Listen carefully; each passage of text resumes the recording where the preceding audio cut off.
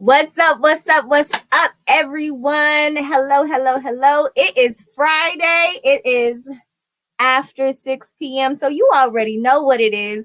It's your girl, Miss Natalie B, and this is Free Your Mind Friday with the Healing Academy. And as always, y'all already know I'm excited. I'm always excited, and I'm excited because you are here with us today, and we are about to have fun.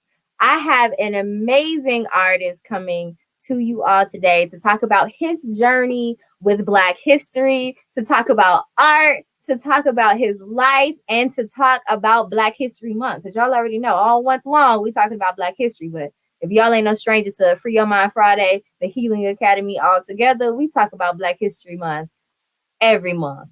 Okay, every day, 365, we are honoring elders, our ancestors who have done it. Okay, and so February is just an extra turn up for us. Okay, so we have Andre Brown joining us today. I'm gonna go ahead and bring him up on screen so you can see this handsome and hilarious, talented brother. How are you? Thank you for those kind words. Uh, No worries hey, at all. I'm doing well as I always say. Everything chicken but the bone. Water still wet, sugar still sweet, and the wind still blowing. So, Hey, now, we winning out here. yeah, gotta be. It's the only thing We we can do is win. winning. Yeah. And so I just want to start off with letting everyone out there in the internet land know a little bit more about you. Who are you? Where you're from? And why do you do what you do? Well, hello everybody out there in internet land. My name is Andre Brown, and I'm originally from Clarksdale, Mississippi, by way of Roundaway. Now, if you don't know where Roundaway is, that's down the road from Booger Bottom, Bobo, Rena Lara, Alligator, and Sugar Dish. Look it up. You ain't got nothing else to do. And Mount Bayou right down the street. We're gonna talk about Mount Bayou You in a gonna minute. have me look that up, baby. You're gonna have to look it up. Hey, look it up when you ain't got nothing else to do. It'll be right there on the map. But that's where I'm from. I'm the baby of a lot of siblings, and I'm the smallest. I'm not a small person, but I'm the smallest of my siblings. So I grew up in a very very very loving family. Um, we came from humble upbringings. We were not rich financially, as whatever they say, but we were very very wealthy in love, and that's what my mom taught. And that's one of the reasons why I do what I do now, is because I found a passion that can affect not only um, this generation, but generations to come. And I think with art, I know with art, we're going to be able to affect change in our societies, um, not only here but abroad. So, but that's who I am. I'm from Clarksville, Mississippi. Grew up around the way. I'm a country boy, hanging with these city folks, and I went to Coahoma County High School. That's the home of the Red Panthers. All my Red Panthers that's watching out there, class of '97. Shout out to y'all. Uh-oh. And I'm gonna tell y'all right now, you ain't had a party if Tulsa Black ain't there. We'll talk about Tulsa Black later. So shout out to my class of '97 and everybody from Coahoma County and in the Clarksdale area. It's a very beautiful place. It's the birthplace of the blues. That's where the Mhm. crossroads is, and this is Black History Month. So we can start with that story about Robert Johnson, who they say quote unquote sold his soul to the devil and came back playing the blues music. And so that's the city that I'm from, Clarksdale, Mississippi. And they also call it Ground Zero. Morgan Freeman has a place there. It's a very very very historic wealthy town, and we're looking to do some. We're going to do some big things there with this art. Hopefully, we can get the people who are from there to come in with us and do what we need to do. But I'm from a place that has a rich history in music, um, uh, the arts in general, and so that's where I'm from. Went to Coahoma County High School. Was a football standout and track athlete there, and I went on to Delta State University in Cleveland, Mississippi, where as a senior we were able to win the national championship for Division II. And to this Come day, on. it's the first official national championship to ever come to Mississippi. With And all you the was part of that. I was not only part of that, I was an All American selection, and I was also first team All Conference, and I captained the team. And to this day, actually, you was a huge part of that. Yeah, huge part of that. And actually, we're looking to play. Hopefully, if everything settles down with COVID, we're looking to play on September 25th, Jackson State with Coach Prime down there in Jackson, Mississippi. So we're gonna look to have that thing crunk up. We're gonna look to get the stands packed. I want to support it, and we're gonna get out there. All this black, you just sprinkling Black history. We sprinkling Black history out. I'm gonna throw a whole curveball in a minute, straight down the pipe. But that's where I went to school there. I majored in computer information systems with a minor in office administrations. I didn't finish my degree at Delta State. I got over 109 hours. I went 4 years straight, no summer school, and had 20 hours to go before I graduated. But I took an opportunity in the CFL and played Canadian football in the CFL for like 4 years. And injuries kind of hindered my progress in my professional sport days, but I was able to make a couple dollars. And I had fun doing it. Met some great people. Met some people who were family. I met a plethora of people, just great people. I've met good people everywhere I've been, and they're doing big things. Hopefully, we can get together soon when everything calms down, and whatever anyone's trying to do, we can push it forward. So I went up to Canada, and after being injured and all that, I went back to school and finished my degree at the University of Arkansas at Monticello, where I was a defensive line coach, and finished my degree. And once I finished my degree, I had an opportunity to go back to Canada to play ball. I could have coached, and I could have taken a job with Dillard's at their corporate office. So I left and went to Dillard's and worked for them in their programming department and their accounts payable division. And then the stock market crashed and everything happened. And I ended up working at a law firm. My old agent from when I played ball, he was a lawyer and they needed some help. And so I went and did their billing administration work for them, and also managed their BlackBerry server for a minute. And when I left there, I went to everything. Yeah, I done dibble and dabble. We're gonna keep going. You said you want to know a little bit about it. Well, yeah, y'all gonna learn about Andre Brown today. You know, I'm gonna learn today. Y'all heard. My mama used to always say, "Get a little love in your heart." We're gonna spread a little love to the world. So yes. Yeah. So I went on and after that, we got kind of slow there, and moved on and went to work for the nonprofit Clean Air Campaign, where we did the particulate matter tests and to do the air quality and do the numbers for that. And we worked on alternative work arrangements, working from home. So the things that you're doing now with COVID, we did that in the Atlanta area. I did that with the Clean Air Campaign, and I worked with a company called URS. They were an engineering company. And so my territory was like all of the government agencies in Georgia, Atlanta, and the United States had a government agency for every department in the nation. Yeah, so they were my they were my territory, and so I got to meet a lot of people, and I don't know if they remember me, but went on and did that. What did I do after? So we lost our contract with the government company that I was working for like $4.6 billion. I didn't see not one penny of it. Right. Never do. And I ended up starting my own consulting business. So Brown Consulting and Solution Services is my consulting business, BCSS, LLC. That's my consulting business. It's been in conception since 2013. And so we're currently launching the ARB Fine Art through BCSS. So ARB Fine Art is the business we just launched with the art. So to continue on with my work history, it seems like I'm putting my resume together. Let me see what I did. You're like, and then in this year. Yeah, this year I did. This time, I was finna slap the manager. No, we ain't gonna talk about in that 1 year. No violence. No violence. You catch this fire. No. Boy, you ain't got the right to hate nobody. We'll tell you a story. Your ARB Fine Art, you just dropped that, right? We just dropped it. The story behind this art is amazing. We got some stuff to show the world. I'm telling you that you ain't never seen before. So how did you start with the ARB Fine Art? When did it start? How did you start in your artistry? Did you always do art, or did it come in between some of those resume builders? Well, let me tell you where it came from. Now, if you got about 5 minutes, I can tell you. I'm glad you ain't got nobody else over here because I sure can talk.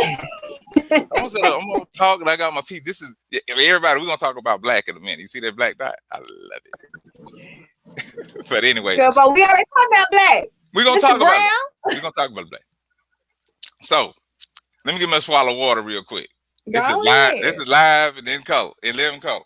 You know, gotta stay hydrated for all this good you finna drop on us. Hey, Natalie, I'm gonna interject a little joke real quick. One thing COVID did, it taught me something about myself that I probably didn't know, and I realized who my true friend was. Because one day I put that mask on, and boy, I let that breath out, and it came back at me. And I said, somebody could have told me my breath was stank. Somebody could have told me that it smelled like that. And so what I did, I ain't gonna talk about nobody. I put it on myself. I put it on myself to make sure I go get on back there and breath real good. Because when I put that mask on, all the way in the back, you better get all the way back there. Because you put that mask gonna let you go. You stuck with it all day. Because you take that mask on, you loud, as my mom used to say, you loud to. You're loud. That means you may get. Loud to me because it's percolating because your mouth closed in the mask. It's in there percolating. If you take that mask off, you loud to get slapped. So your breath stinking and you got it on, you just stuck in line. And please give people 6 feet. Please, if you're anywhere within this area, you deserve to get slapped. Okay, don't be nowhere in here. You know what? It might be a conscious choice for some people to make sure other people stay 6 feet away. They say it might be my breath. Just put that mask down, go ha, and then back some people up real quick. back to people. But let me get back to how we got with the art. So, my lovely, beautiful wife of almost 5 years, April 24th will be 5 years. Come on. And, it was her date night, and she came in with paint and sip. So it took me back to some memories. I had forgot that I loved art. I had forgot. I remember taking an art class at Delta State University, and my teacher was she was a great teacher, and she gave us an assignment where we had to take a comic strip. We had to break down the shapes in it, and we had to put 5 boards. We had to do it on 5 boards, and we had to do. I forgot. I think it was acrylic, and so I chose John Arbuckle. And I broke it down. I did warm colors, cool colors. I did the transitions. I had rhythm in some of them. I had patterns in some of the pieces. And me and my nephew sat down on the weekend and did it. So I get there and turn it in. When she graded it, she come back and asked me. She said, "I need to see you after class, Mr. Brown." I said, "Yes, ma'am." Did you think he was in trouble? Nah, I didn't know. It was art class. I don't want to be in trouble for art. like you know, if I was in trouble, I was gonna call Scooby Doo. See, we can figure this out because something ain't right. Not Scooby. I got a call. I was looking for Scooby Doo now to figure out what's going on. That's the only person that saw it. Scooby Doo. What's going on? Shaggy and the crew. I'm trying to figure out when Shaggy gonna go home, change clothes, wash some clothes, man. Y'all need to go home, wash some clothes, Shaggy. Anybody talking to Shaggy, y'all change their clothes, please. Please give him another shirt. That green shirt didn't go out. Please get Shaggy another. That's his favorite. Please, I don't care. He need to take it home, wash it. Please, Shay, go home, wash your shirt. The tell Scooby we quit eating all the food. But anyway, back to the story. So she says, Mr. Brown, who did this for you? She had 2 of my boards. I said, I did that. Me and my nephew, we sat down and did it this weekend. She was looking at them, and she said, I have advanced art students who cannot do what you just did.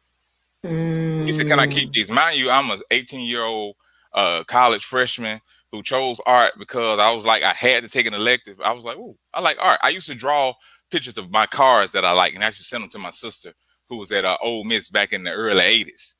When the Klan came and marched on campus, and I remember my dad jumping up and running and getting my sister. He went and got her. And I remember I said, ooh, that's some bravery. This man ran down there where the Klan was to get his daughter. Yes. Come on, Black Father. Talking about sprinkle some more Black history for Black history. This is the Black history that they don't put in the books. As one of my teachers, as one of my instructors at Arkansas Monticello would say, Dr. Corbett, write this down. You need to know this. He said they're not gonna tell you this now. That man told me it's something. So much they don't tell us. Oh man, that man told me said it was and he was a Caucasian, white, man, red-haired white man, and he said Africa was doing heart surgeries before people in Europe knew what a heart was, heart and Come brain on. surgeries. And he said Come on. the way they tore down the black man, the African structure. When he said the way they tore it down was they tore down the family structure. Absolutely. He gave us a book to read, and I cannot remember the name of that book, and I'm going to try to find it. It was about how they tore down the structure of the family by giving the woman a job and making her the manager over the man at work. So when he gets home, she still thinks she's the manager, and he thinks that he can tell her that he's running the home, and they have controversy within the home. And that was the book, and he told us to read it to see how they dismantled this people. And if you take it further back, if you look at the Willie Lynch letter, they break down that thing, and that was the slave master saying, "This is how you make a slave," and they said it in the book. This is why I'm like, why are we still surprised? Because they said it in the book. They say if you do these things, you will have a slave for centuries, and you won't have to do nothing at that point. Yeah, and turn the men against the women, the young against the old, the light against the dark. And now it's something some people will say, why do we have to talk about this, discuss this? And the thing is, I hate to have to. It's disheartening to have to discuss something in the history that we're still dealing with today. That's so evil and detrimental to a people. We're still asking the same questions that they were asking years ago. And so it's like, how do you get past this? I'm just reading The Wretched of the Earth. I feel ashamed that I'm just reading that book. And, Don't be. And you reading it. I'm reading. You're right. I'm reading it. And the first couple of the preface had me almost in tears. Just for the evil that people would do. And it's to the point to where we've taken the brunt of the hate, being darker than other people on this planet. Because they've created a system of racism to separate us, to thinking that no one cares, or no one gives anything about your well-being or livelihood. And then they put these different isms on them to make it seem bad, and they give you their definition of the words that they created from other languages.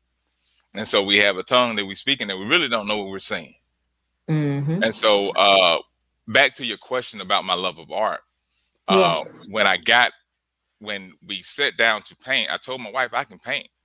And I remember back at Delta State, I remember myself drawing pictures to my sister and sending them to her. And I remember doodling. I remember going outside in the country in Roundaway, Mississippi, and laying on the car and listening to the birds and listening to the wind blow and the trees, and hearing the sounds and seeing what I saw through my eyes. And I remember the colors and the shapes, and I started to read more.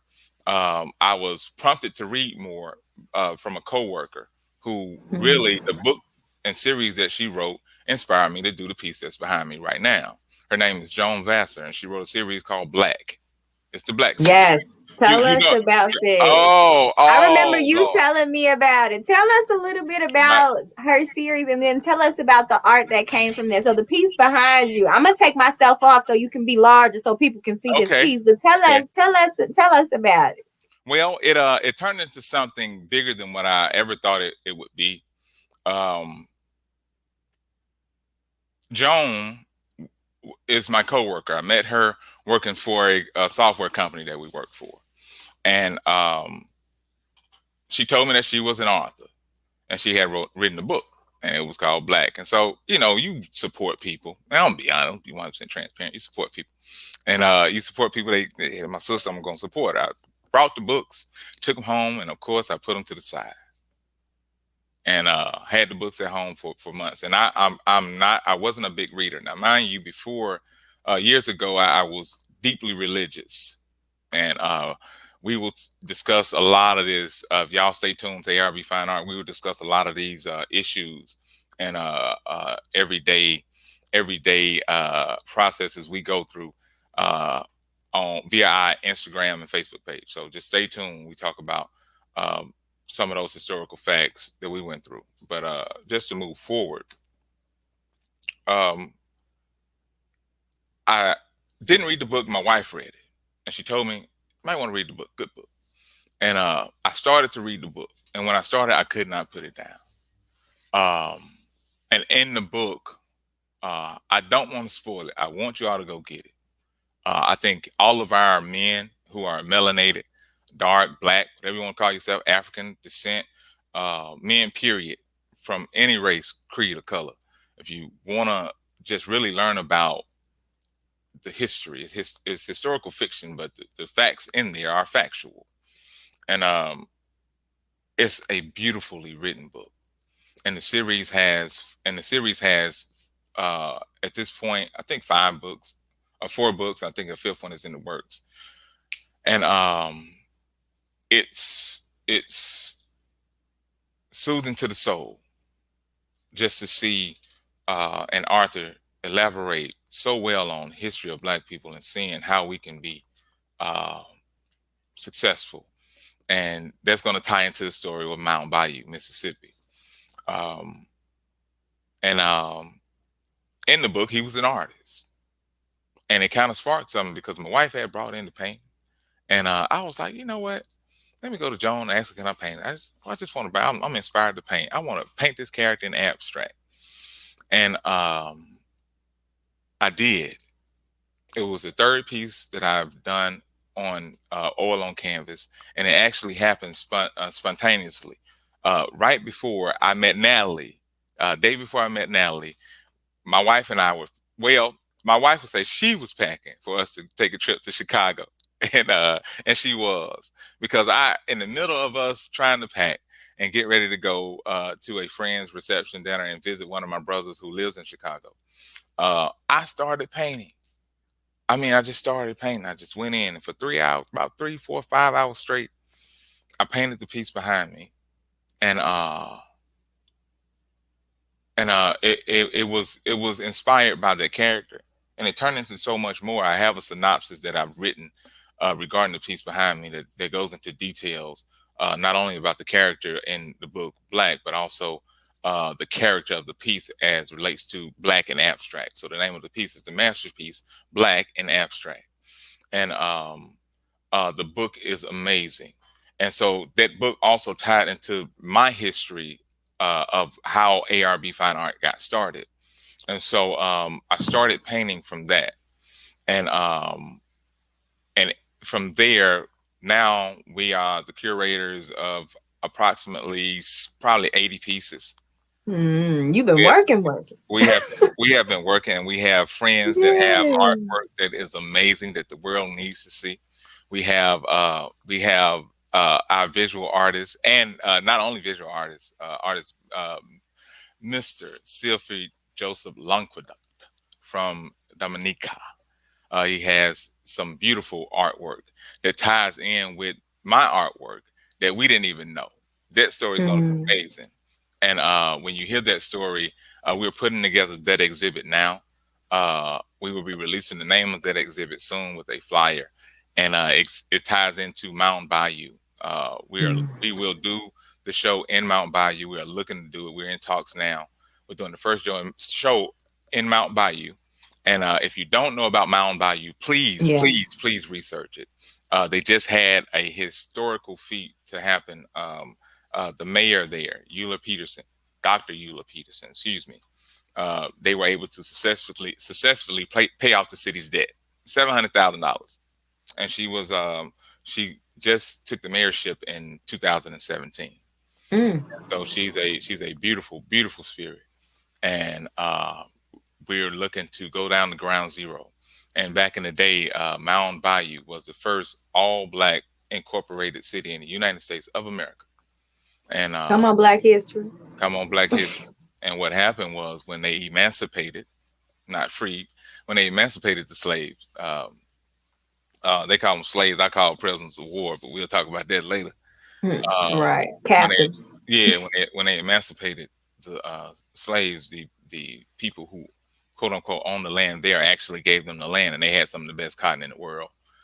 They were exporters of all kind of goods. They had their own hospitals. Matter of fact, uh, all of my siblings were born either at home or at that hospital. I was the only sibling who was not born at that hospital, and their birth certificates say Black. My birth certificate says Negro. Mm. I'm gonna drink some water on that. Clark said, Sprinkle that Black history on you. Sprinkle Black Come on history. here. And so my mom used to walk my brothers and sisters to the doctor there in that town. They had their own doctors. They had their own stores. And when certain people saw them succeeding, they went to them and told them that they owed $1 million in back taxes. And from the stories that I've been told, the first jet plane to come to Mississippi was actually passengered by James Brown. They got together, him and Tom Jones got together, put on a show, and they raised $1 million to save that town. They paid that $1 million debt off. And see what people sleep on is that James Brown was out here making moves for people. He really was. He was powerful. People just think it was music. He was great assets of music, and like a lot of our music we listen to today got pieces of him on it. Changed the game music wise, absolutely. But not just music. He was changing the game. Period. He was, and I my hats off to those who are in the entertainment industry that use their platform to help their people. Or help those who are oppressed and still are oppressed to this day, because we know what the entertainment industry does, and we're not gonna get into all that today. But we know, what it is, and I'm not scared to speak on it. I'm not afraid to speak on anything. But what we must do is the dialogue has to turn into action. We've been talking so long. There's been so much talk going on. How do we move forward? How do we become producers and establish ourselves and get a footprint in this economic environment, so that we can lay a claim to something other than reparations? Because I tell people, I think yours reparations and more, and I go further than that. I want restoration. Because there's a absolutely. If you pay me. When you're talking about reparations, you're repairing something. I mean, I can take an old part and stick on there. Oh, you see them old Crown Victoria riding down the street, whole car black, one big white door. It's been repaired. I don't want that. If I want a 57 Chevy, I want it just like they made it in 57. And that means it has not lost its value. It has appreciated and should be called a classic. So not only should we have reparations, but our kingship should be restored, especially when no one did anything evil to you. And no one's trying to do anything evil to you. Just asking you to say you're sorry and leave us alone. But if they have to say they're sorry, that means they're admitting to the things that they've been lying and hiding for so long. And how you can, but how it ain't no, you're not even hiding anymore. That ain't hiding. No, that'll like, yeah, I did it. I did it. So and 2 tears in the bucket. You know, it's like, no, you were. I can't. A lot of stuff. Y'all had to go to my comedy page. But we talk real talk on here, so don't feel like you gotta be censored. We talk real talk on here. Well, Natalie, it's the systemic. When you're saying systemic, anything, if it wasn't built by you, it can't be for you. So if you're a part of it, what is your part in it? And if this system has been affecting the whole world negatively, why are you still being a part of it? And we like to say that you choose the lesser two evils, as the ancestor Baba Gregory would say. Even if you choose the lesser two evils, you still chose the evil. Right. So why would you choose? So you're not winning at all. You do have another option. You do have to say, I'm not going to do nothing. And some people I'll take my ball and go home. Sometimes just leave the ball there because it ain't no good no more. Go get you another ball and go somewhere way. Yeah, going on. A lot of people lean on the Bible for a lot of stuff. When Abraham and Lot, when they got a lot of folks and they like, hold on, wait a minute, I don't want nobody to fight. Too many folks. You go that way, whichever way you go, I go the other way. Because right now we in the same. It's too many folks over here. So, but that's another reason why platforms like the Heathen Academy and then my personal platform, Melanated in America, was created because we need our own everything. We do. And the sooner we start waking up to things like we're talking about today, our true history, not just the here or there that little breadcrumbs they try to throw us every once in a while, especially during Black History Month, like really learning the foundation of who we are from Africa to this continent and around the world as well. Then we can truly start waking up to our greatness and who we are and knowing that we deserve our own everything. Because at one point we created all of it. And Yeah. now we're on the back end and they try to sprinkle us in when it's really ours. Yes. And then um how can those who have oppressed people go to the history and tell us what the history says? I watched Game of Thrones. They said something in Game of Thrones that was key. They said history is going to say what we make it say, or what we tell it to say. And so, if you've oppressed people for so many years, why should I believe anything you say to me? Like Come on here. I can't keep doing that because come on, we're doing the same thing over and over and over and over and over. And that's so the definition of insanity. It's literally the definition of insanity. We cannot expect a different outcome. And that's why, like the Healing Academy, we are actually opening a school. I was telling you a little bit about that before. Yeah. We're getting ready to open the school because in history is one of our core pillars that the whole school is built upon. Because if we don't know who we are and we're not in charge of telling our babies, ourselves, who we are, then it's going to always be skewed. It's going to always say something else. Yes. It's never going to be the truth. Yes. But imagine if you build it on a foundation of the true history. And I love the platform that you have, Melanated in America, because not only who we are, but what we're made of. Absolutely. And what we have created throughout history and how we have affected the world in a positive way. When you look at when they say black and they try to give it a definition in my synopsis of this painting, every color in the painting is in that one dot in that painting. And there are the colors change every day. It's an amazing piece. This is the original behind me. Yeah, it's a beautiful piece, but it changes colors every day. And when you think about what you see and how everything comes from darkness, even when you look at the Bible, it said darkness was upon the face of the deep forward, and they said let there be light, and it was good. But everything had to come out of darkness. It was there, but it was in darkness, so it came out of darkness. It came out of darkness. It wasn't that it was void; it was that you just couldn't see it. It may have been protected from something. So it's and then also when you think about darkness too, people see darkness as being bad because that was the story that they told. Yeah. Right. Who controls the pen tells the story has the power, right? Yeah. You need to take that pen back. Yeah. You gotta take that pen back. But also, but they don't tell you how beautiful your darkness is, the melanin. Yeah. I don't know if you ever heard the phrase melanin gives you superpowers. Yes. But that's literally what the universe is created. That's melanin. Yes. In the universe. And so when I talk about everything within darkness is being protected, when you look at darkness, what they call black melanin, it protects you from the sun, but it doesn't protect you from the sun. It allows you to capture the energy and the powers from the sun. It holds it. And so to be able to hold, when you look at dark clothes, they hold heat. Why do they hold heat? Because of the darkness, it's able to hold certain kind of lights.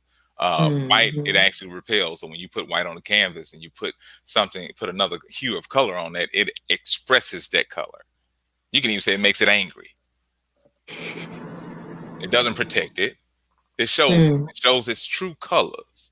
And so a lot of stuff has been flipped in what we've been told about certain things. And in the synopsis, I talk about that, and I go in depth about even from the eyes being, no matter what color your eyes is around the eye, you have to have that darkness in order to absorb light. If that darkness is not there, if it's grayed out, you cannot see. You will have some sort of blindness. And so in order to be able to see and absorb light, it has to be darkness. Darkness absorbs light. In order to see, you must project the light. So you project what you see. So you can only see what you project. Hence, affirmations. So come on. So I hope y'all caught that. So I showed through it. Right. I hope they caught it. I hope they received it. Right. Huh? Right down I hope they caught it. You gotta have the swing. But we go in depth with that in that synopsis. So not and only, where can they find the synopsis on your Instagram or your Facebook? We haven't put it out yet. We're gonna look to drop a lot of information on Monday of this week. Okay. With pricing with the art and what we have to offer comes with the art. I'm doing something. I'm doing a marketing test right now with some teasers because we have some great stuff in store. The vaulted pieces that we have are amazing. And we have we actually have a apparition of the Black Madonna, and we will go more in depth with the Black Madonna.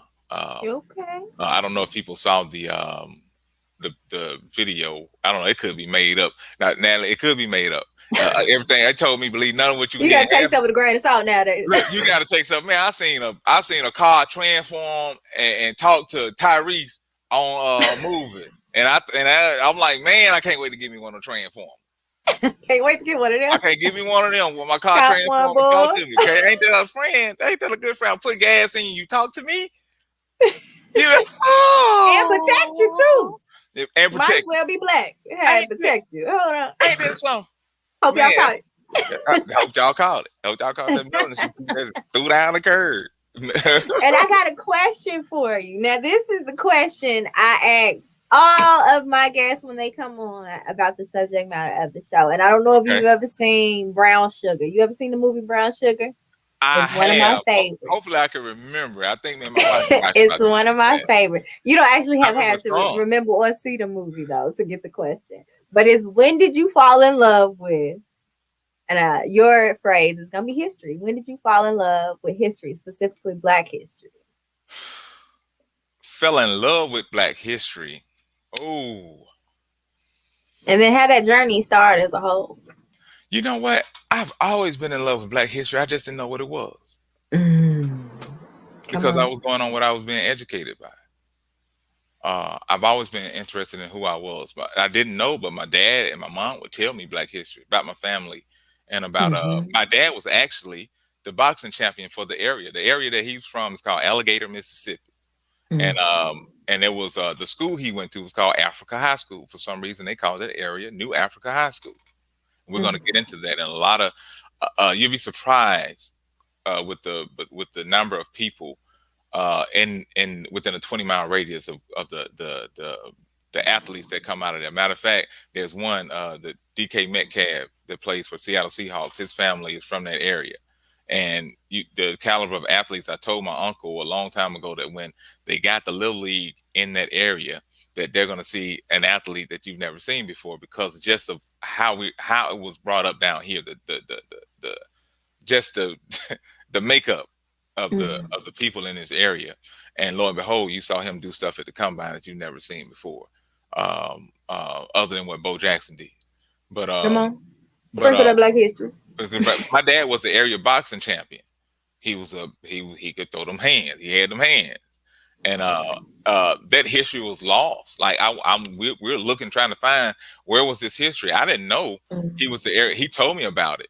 And I was young when he told me about it, and my dad was in a wheelchair from when I was 10 years old until he passed in 2006. And so, but we would go to church a lot. Like we went to church every day. I'm gonna talk about this in coming one. We went to church every day except for Wednesday. I'm gonna name them off. I can tell you what day it was. I can tell you what we did every day, and I enjoyed it. But that's a whole nother story. A lot of people try to dislike parts of the journey. I don't dislike any part of it. I embrace it because it made me who I am. Some stuff I wouldn't do over again, but I embrace it though. A lot of people say I wouldn't change nothing. I would change something. I'll add it up to you. I would change some stuff. Some stuff I would change. Some folks I wouldn't even know no more. I wouldn't know them. I wouldn't even know them. If I could change something, I just people that I met that I couldn't even remember them no more. And if I met them again, I could show them some love that they ain't never seen before in their life. They could touch their heart and change. Because that's what it's about. And so when I fell in love with Black history, I've always loved it. When I found out what Black history really was, I tell you, really is, not was, is and is to come. It was probably 6-7 years ago. I ran up on I was with a place we were looking to start. Excuse me. Let me get some water. Because I can talk. Now y'all excuse me. I can talk. So just stay hydrated. Come on. And I got me some cranberry juice. But we were looking to start a school, and I ran across a video of Marcus Klein. I don't know if you know, he's out of Chicago. Freedom Home Academy out of Chicago. Amazing what he does with those students and the curriculum that he's put together to train, not to train, but to educate and to instill knowledge.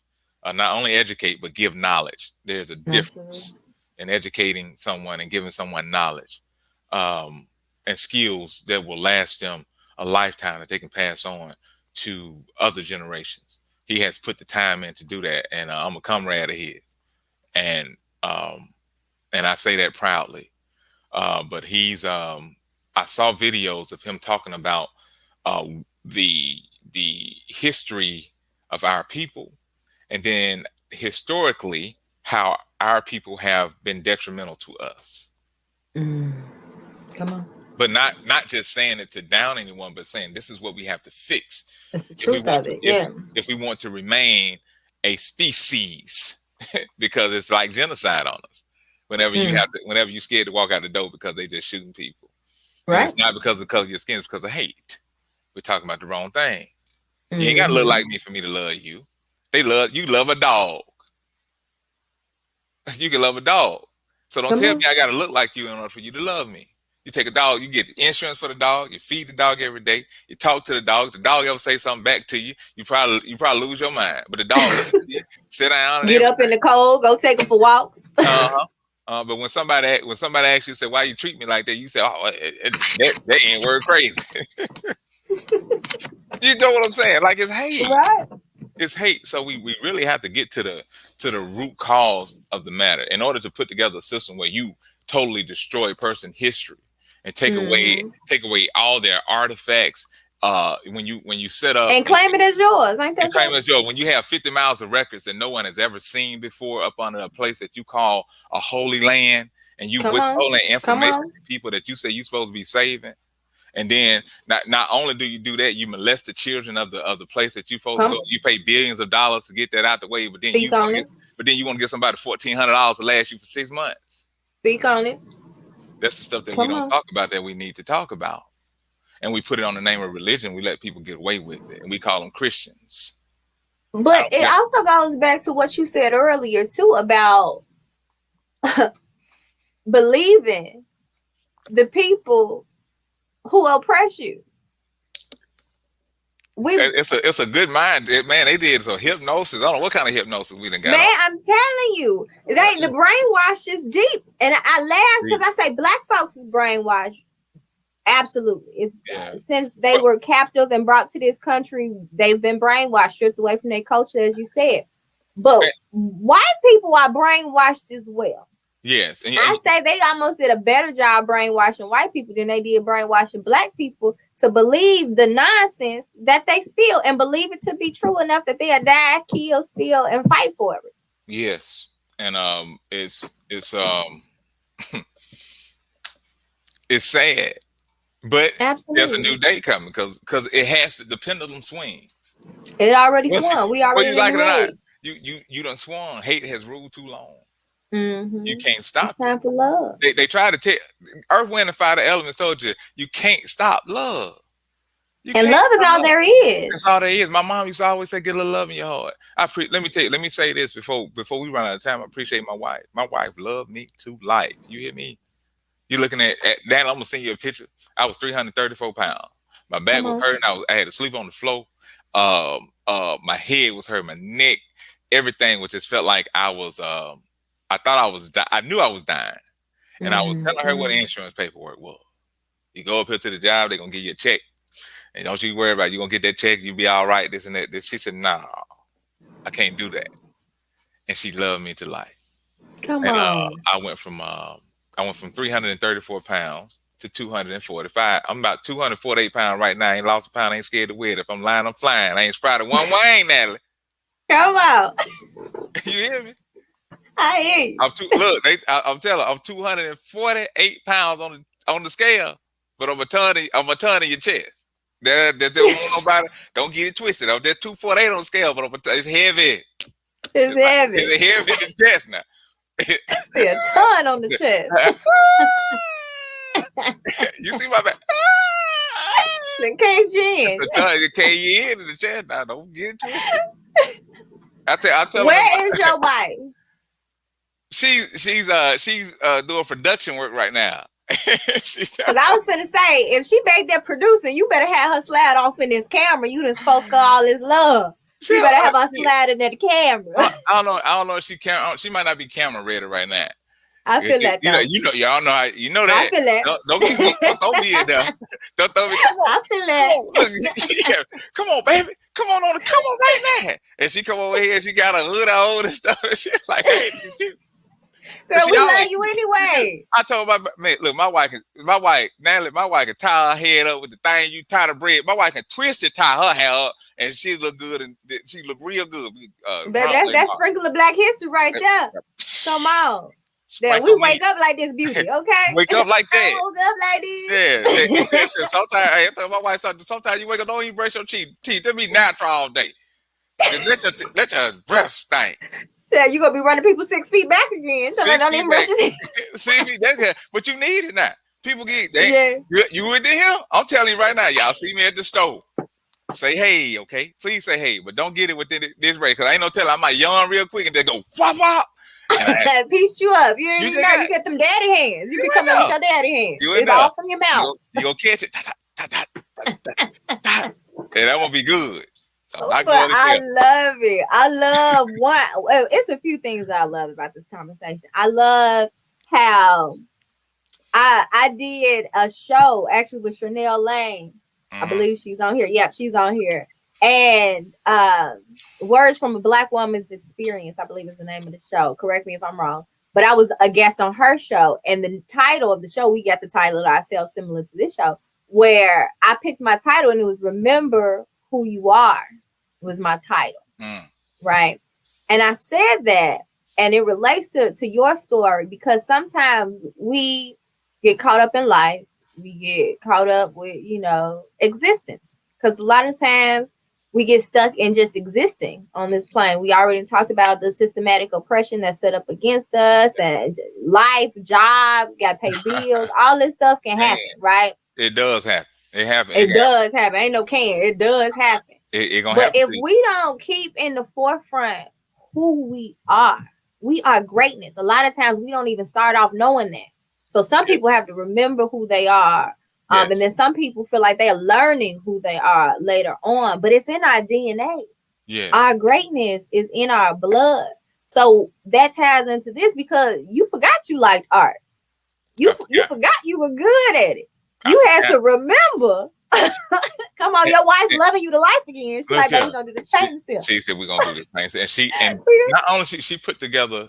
She has some beautiful stuff. I try not to. I get so excited. I got so excited about Joan's book. I'm so transparent. Well, I was pushing. Oh Lord, I just want everybody. You said, oh Lord, I went Christian on. I got Christian on. Oh Lord, please. I went Deacon Hall. Lord, Heavenly Father. You know that we can't get along without that. Please let these folks read this book. Read the book. Y'all catch this book. Look, cool. They scorching fever. Deacon Hall used to say, come in the room this evening. Come in the room this evening. Even if you don't stay long. Even though the building was made by the hands of a gambler. Father. Hold on, I got you. That's Black history. That was Azine Missionary Baptist Church. Reverend Allenson was the pastor back in the day. I was on the mourner's bench at 6 years old, sitting up there ready to get baptized with them green frogs in that water. Man, please get that. I was like, man, the word was good. I don't mind getting baptized, but can y'all please get a green frog in that water before I get down there? Can you? The frogs was in the water. Yeah, they want to get. You said you from the south, so yeah, they took you out in the pond in the back. The frog, come on down here. You want to go under? We're gonna take you with us.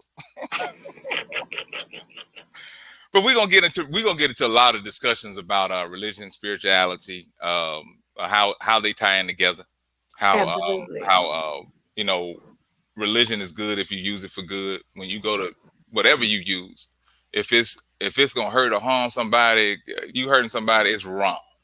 Mm-hmm. That's just period. If you got to enforce what mask is on it, wrong. If to enforce the law, you have to hurt somebody, you're wrong. If to live, you gotta hurt somebody, go stealing something, you wrong. It's just wrong. That's all you need. It's just wrong. If you got prisons, and you populating them based off the number of third grade black males, you wrong. Absolutely. It's just flat out wrong. Whoever invests in it, it's just flat out wrong. You can do whatever you want to do. But you got to suffer the consequences. They won't be from. I had somebody say it won't be from me. It ain't gonna come from me. You just have to suffer. Now I tell people this: you can do. Let me tell you what my sister taught me. My sister, I got. Oh, look at. I got my. I have a beautiful. The Skipper family. I love y'all. Those are the most beautiful people in the world. That's my sister and her husband and their family. They are amazing. I got a nephew. Lord have mercy. He's 13 years old, but he's like one. I love Lord. We're gonna talk about that later. But anyway, I have some beautiful sisters. I have some beautiful sisters. My sister Keisha. They are the strongest women that I know. Not a lot of the strongest women that I know. They're strong people I know. I have a chance of going and being at the Super Bowl the other day, and they saying, Andre, you got to fight your way out of here, and you either got to go that way, and that's everybody in it. You got to fight everybody, even the players on the team or the Super Bowl. You got to fight all of them to get out. Or you got to fight one of your sisters. I got a better chance of whooping everybody.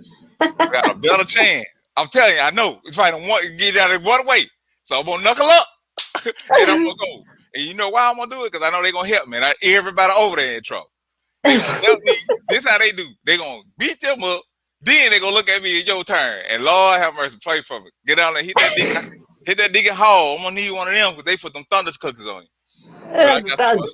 I got some beautiful sisters, and just my whole family. We gonna do meet the real Browns. Y'all have no idea. The real one. When you meet the real Brown, man, I got some beautiful people. I know a polar bear. I know a polar bear too. Yeah. I know a polar bear. I do. Okay. Y'all gonna meet a polar bear. And you ever meet a polar bear, he put some love on you that you ain't never seen before. Well, I'm telling you. But we were taught love. We were taught love abundantly. Absolutely. And to treat everybody like you would like to be treated. I got a story to tell. Can I tell this story real quick? Absolutely. This is the story that I told some people at my last position when I had to leave, and that's a whole nother story. I told them when I was 6 years old. When I was 6 years old, I said I hated to tell them this. When I was 6 years old, my mama set me down. She said, "Son, when I was your age, we get ready to go to town." My mama set us down and told us, says, if a white person say something to you, you say yes or no, sir, and yes or no, sir. And said, if when you see him coming, you put your head down and you step off the curb. And she said, don't look him in the eye. She said that's what they were told. And said, she went on to tell me some more stories that was just terrifying. At 6 years old, I thought it was just horrible just to hear that. Yeah. And after she told me them stories, she had every right to say whatever she wanted to say. She looked me in my eye at 6 years old and told me, son, you ain't got the right to hate nobody. She said, you treat everybody right and how you would want to be treated. Now, everybody might not want to be treated how you want to be treated, but at least treat them like you want to be treated. And you treat them right. And you treat them with love. And I told folks, I'm going to walk the city. I said, I'm going to treat everybody right. I'm going to treat them with love, how I want to be treated. I said, but I ain't going to step out no sidewalk. And I damn sure ain't going to put my head down. So that part. All of that, I treat you right. But we're not going to continue the disrespect of a whole people. I can't tell you about my great granddaddy because I can't tell you. I'm not going to rely on no ancestry.com neither, because the person who oppressed me can't tell me where I came from. Come on. There's no way you can tell me where I came from. And those who set me up, you ought to be ashamed of yourself. And you got a Bible tell you why you ought to be ashamed of yourself. Go figure out why he hated Esau, or what y'all call him.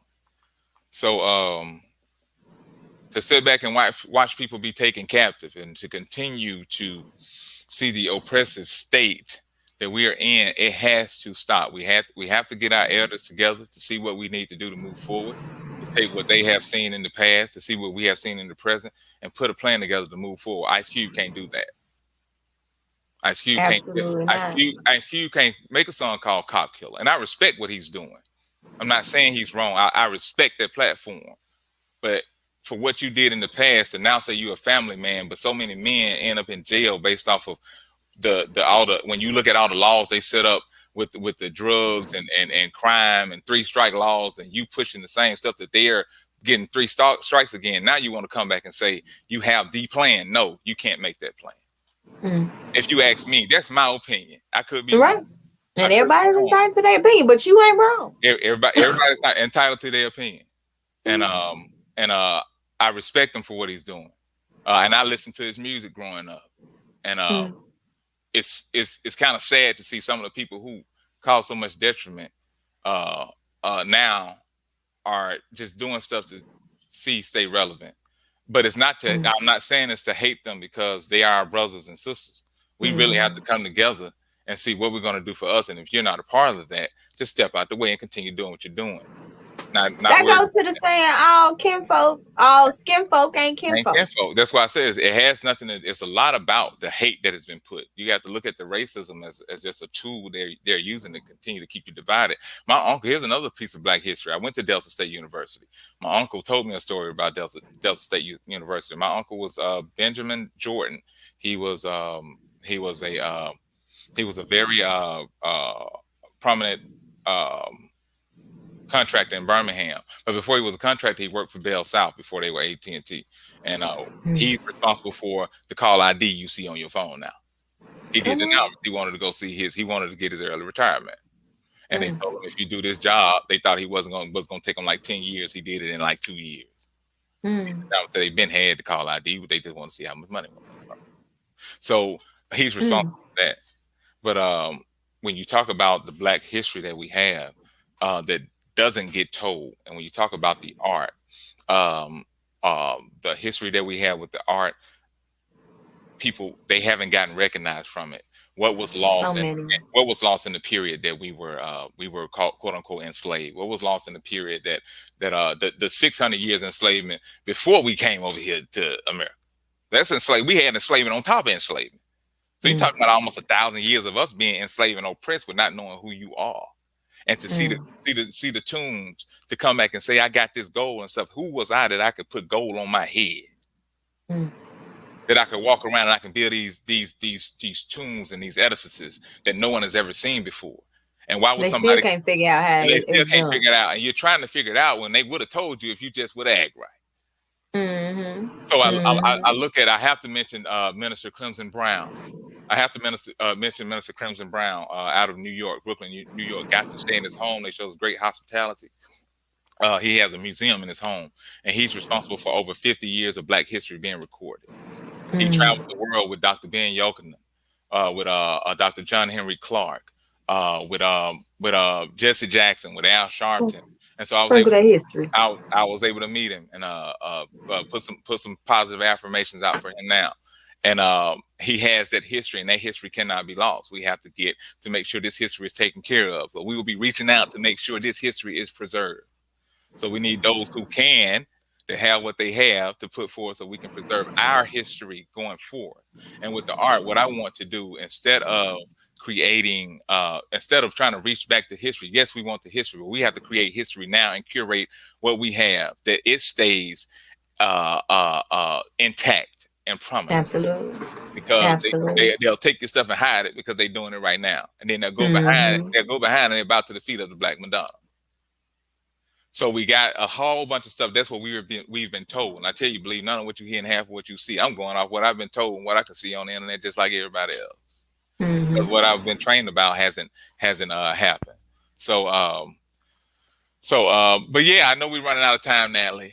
And, no, but I think it's wonderful. And what you just said was so powerful, because I tell people, and I say this all the time, and you mentioned we need to sit at the feet of our ancestors and get that knowledge, right? Our elders, and get that knowledge. I actually just did a documentary called At Their Feet, and that's the entire premise of the documentary, sitting at the feet and interviewing these elders that are 80-something years old now, that are still currently in the movement. Because a lot of times we like to want to know people and give them flowers while they're gone, but we got to get the ones that are still here, sit at their feet, get the information, see what they did, and then put that in our perspective for 2021 and beyond. But another thing that was really amazing that you just said was, this is history. We don't think about, as we're living, we don't think about one day we're going to be gone. Yes. And our children and their children need to know our story. So capturing our stories as we go along, that's Black history. And I think if we have a closing point, that's an amazing one, that we need to start capturing what's happening right now for the future generations. So if we didn't have stories from our ancestors or the elders in our lives, we need to create that, so that when we are the elders or the ancestors, our future generation knows this truth and they know the story. Now, I think we need to continue this conversation on another show. I mean, come on here. You good next month around this time? Look, we good. We'll be look. Come on. Let's do it. Let's do it. Come I think it on. really needs to continue. We need to continue to develop producers. We don't have any producers. We producing this art now, though. So we gotta Absolutely, take and that. that's actually why Melanated in America was created. I created it because, and it's a production company, so it's Okay. a full service production and event company. So we host conversations like these. Before COVID, they were in person. Now we're doing them digitally. But we also produce documentaries and films and television shows that not only tap into our history, but our present and our true stories that need to be told. And so that's what Melanated America is. So I'm actually a producer and director of Black content. Yeah, I'm also a historian. We got Natalie. We will be discussing a whole bunch of Let's stuff. get it. Let's do it. Let's go to work. And one field that's lost is art. Yeah. They specifically showcase and talk about a few Black artists. And then I say this all the time. Why do we need, again, the oppressors, the people who have set up this system to oppress us, to handpick certain Black artists and say, this is what Black art is. This is an amazing Black artist. And Natalie, we need to dictate that. I've created a platform to where we can dictate that. And we're going to put that out soon.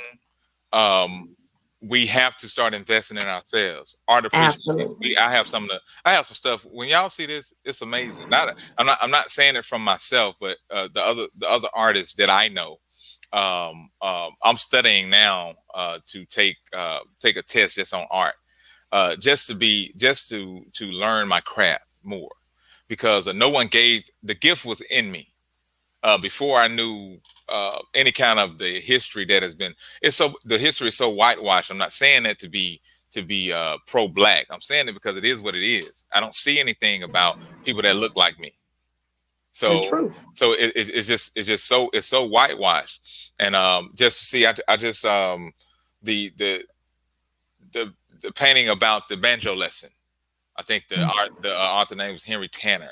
I think I wrote it down. Let me make sure. I don't want to. Henry Tanner, and he was doing slavery time.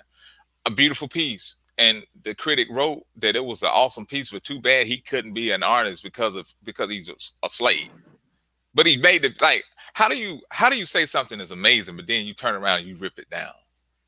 Because it didn't come from something that you say was not, like, I don't know, like that thought process misses me. I never want to get it. But see, that's what I was saying earlier about Black people. Yes, we are brainwashed. We gotta, in order to get to a place where we can understand, comprehend, and pass on our true history and live our full life in love. Shout out to your parents for raising you the way that you are, because you are an amazing man. I just want to say that. Thank you. Because I thought it earlier, but I ain't say it, so I'm gonna say this now. Before we leave, the world needs to understand that your energy is large. Like you said, you may be 240 something, but you weigh a ton. And love and light and energy, absolutely you do. From the moment I met you, you were just a ball of light, a ball of energy, and I know everything you touch is gonna succeed because that's what you bring to the world, just in your space and in your presence. So thank you for being who you are, and shout out to your parents and their parents for making sure that can be instilled in you, and clearly the rest of your siblings and heavy hitters too. Okay, man, they are real. What y'all figure out? See, they are real. Meet them real Browns. You gotta keep me posted on that. I want to meet the real Browns. Okay, I want to meet the real Browns. She's my 3-year twin, and she's baby. Her name's Sister Baby. Her name's Sister Baby. Sister Baby. Okay. but they full of love. Yes, I mean they did an amazing job, and that until we get to that place, we can't get to that place where we can be cohesive and work together and really create and tell our true stories and learn our true history until we heal.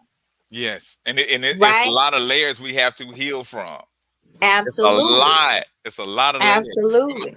Natalie, I was raised kind of different. My mom was a cook. My dad, he drove the bus and was a janitor. So when I left home, I saw my mama, and I got on the bus with my daddy. And then when I got to school, when mom was there, she fed me in the cafeteria. And then when I got out the cafeteria, daddy was pushing them out down the hall all day. Then I saw mama at lunch. Then I saw daddy. Then I saw mama. Then I saw dad on the bus. Then I saw mama when I got home. So that was my whole upbringing. And I used to think like, man, they always my mama and daddy, but it was the best thing for me. And for my family, but they were able to instill love within us, and the whole family was just instilling love. We got so much coming, Natalie. We're gonna need people out there. We're gonna need support. We're gonna need people with stuff that I don't have to help out, but we have a lot of opportunities with being producers of goods and services that people can really use.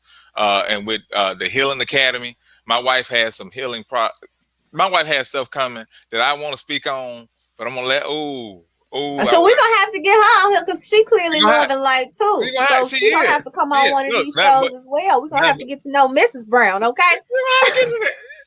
You gotta know me. You gotta see the other half behind. If I'm looking like this, I had to have some help. Come on. I had to it's a team effort, absolutely. I was talking to, I forgot that one of the editors I was speaking with, and they were saying about how did the civil rights movement, when they were doing it, how did they keep going? How did they continue to fight? And he said their wives and women would not let them come home. So you have to fight. They wouldn't let them. You had to protect the home. You had to protect the cubs. You sleeping on the lawn or not? Because you ain't coming in. I need you to go here. Handle your business. And we're in a whether we like it or not, you're in a fight for your life. That's that part. We are at war right now. I ain't and saying we don't even know it. Guess what? We whether you like it or not, we winning. We done survived a lot. We have survived a lot. And if you look at how far we have come in not even as long.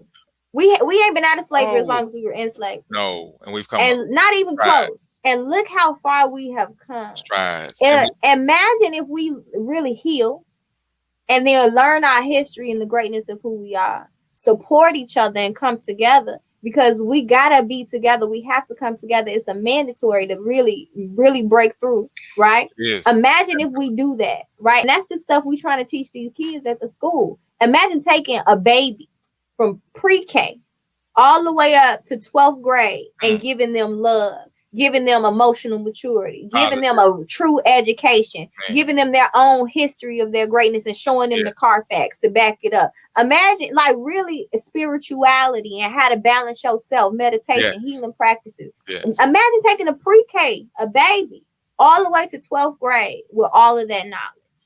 We have to create an army of children that can be the future we want them to be. And we must teach them that, because that's how everything evolves. You look at the movie Black Panther, and I went and saw it. Every time I got a chance, I went and saw it. Yes, I did. I went a couple times as well. Every time I got a little extra, my wife like, please don't spend $10 more on that movie. Don't spend no more money. She said, please don't get Ryan Coogler no more money. Well, baby, they get him this much percent. At least I can. But you don't go to the movie no more. So I'm technically giving it to a black person, a black a black TV. It was so good to see a movie that didn't have the vulgarity in it, but it was great, and it showed us in a positive light. I had never seen it in blaxploitation era when they call it blaxploitation. I mean, they're exploding blackness, and all you saw was pimps and hoes.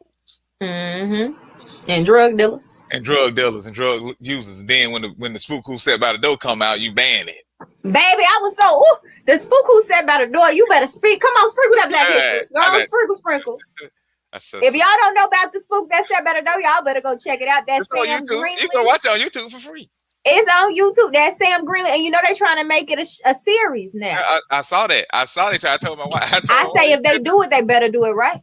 They said they made it. They said it's out there. I want to see how they put it in. They better do it right. Y'all better check out the Spook that sat by the door. Sam Greenlee. I watched Martin. I used to watch Martin. Martin was my show, and we laughed when he said the man who sleeps on the floor cannot fall out the bed. He got it from the Spook Who Sat by the Door. Come on. If you sleep on the floor, ain't no way you can fall out the bed because you're not in the bed. You already drop bars. He passed away a few years ago. I actually worked his memorial service. Sam Greenlee. Wow. His actually my mentor was his mentor. Okay. So yeah. I say it is hate that has been spewed so much, because I know what I was taught, and I have friends who don't look like me, and they have done more for me than some of my family. Come on. But you're gonna need, look, let me tell you what love does. Love shows you how to love. So when you are when you have to be lovable though. Yeah. Sometimes it's hard to be loved sometimes, especially when you used to doing stuff on your own and you have to fall You back. can't receive it. Somebody have to say, come on, let me catch you. Yeah. And Yeah. you like, I don't want to be caught, but you have to be caught. And you realize that I'm so glad I had a cushion, because everybody don't have it. Everybody Absolutely. don't have it. And so to have somebody to say, I got you. You see how important it is to be there for somebody else. Come on. That part. And how important it is to give back. How important it is to give products to people that are not only beneficial to them physically, but mentally. And spiritually, emotionally. And spiritually and emotionally, because you're a total being. You really have to put yourself together. Go to and we have to learn it, because it's not being taught. It's not being taught. Only thing they're teaching you. Let me say, okay, so if I go to school, I went to school, high school. I got to the 12th grade. They gave me a diploma. I finished. I got the requirements, and then I went to college and I got my bachelor's of science in computer information systems, and then I got like other certifications. I never had to go back and do those again. But for some reason, we'll get a Bible that's the #1 bestseller. How do you copyright the Bible when you say it was written by God? I have no idea. How you gonna give him his money when he said earth is Lord and fullness thereof? If you really do the research, you realize they copy and paste the Bible from Egyptian culture in Africa, but that's a whole nother story. That's a whole, and then when they found it, they called it the Book of the Dead. It was not the Book of the Dead. They just found it in the tomb with dead people. It was actually the Book of the Living. But that's a whole story, and you can take that, and then you can go before that. And you want to sprinkle some Black history. That's yeah.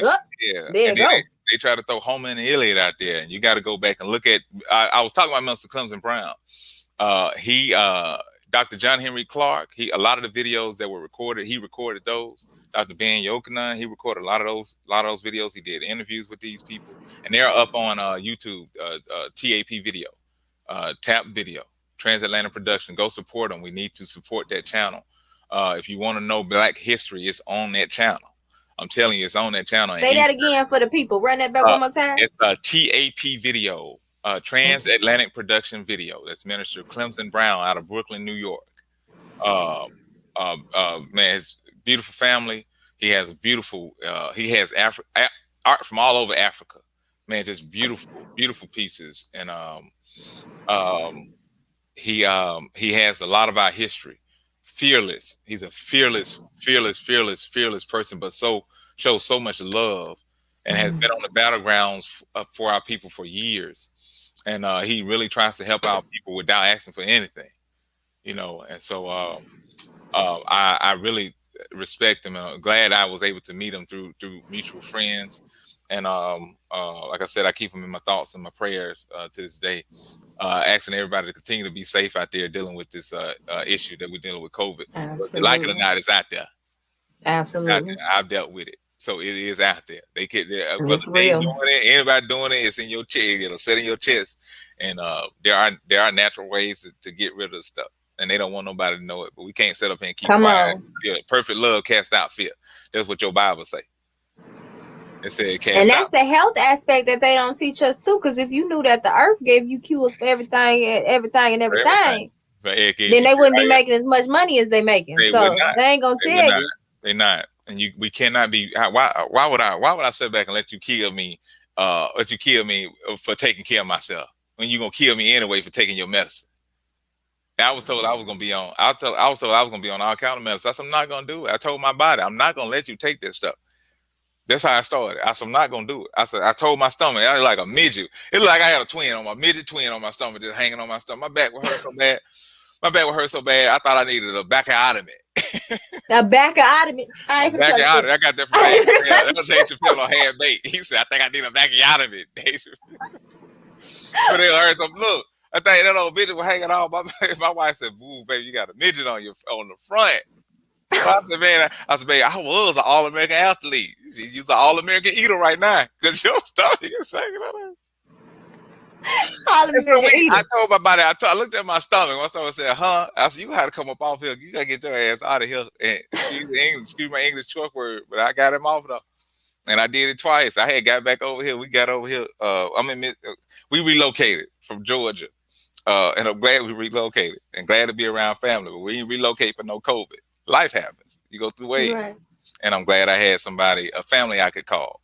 And so you talk about the journey when you're looking at doing your passion. You're gonna have to have support on top of doing things every day to continue, like you said, paying your bills and having a place to stay, and hopefully you got the support that you need to continue to go.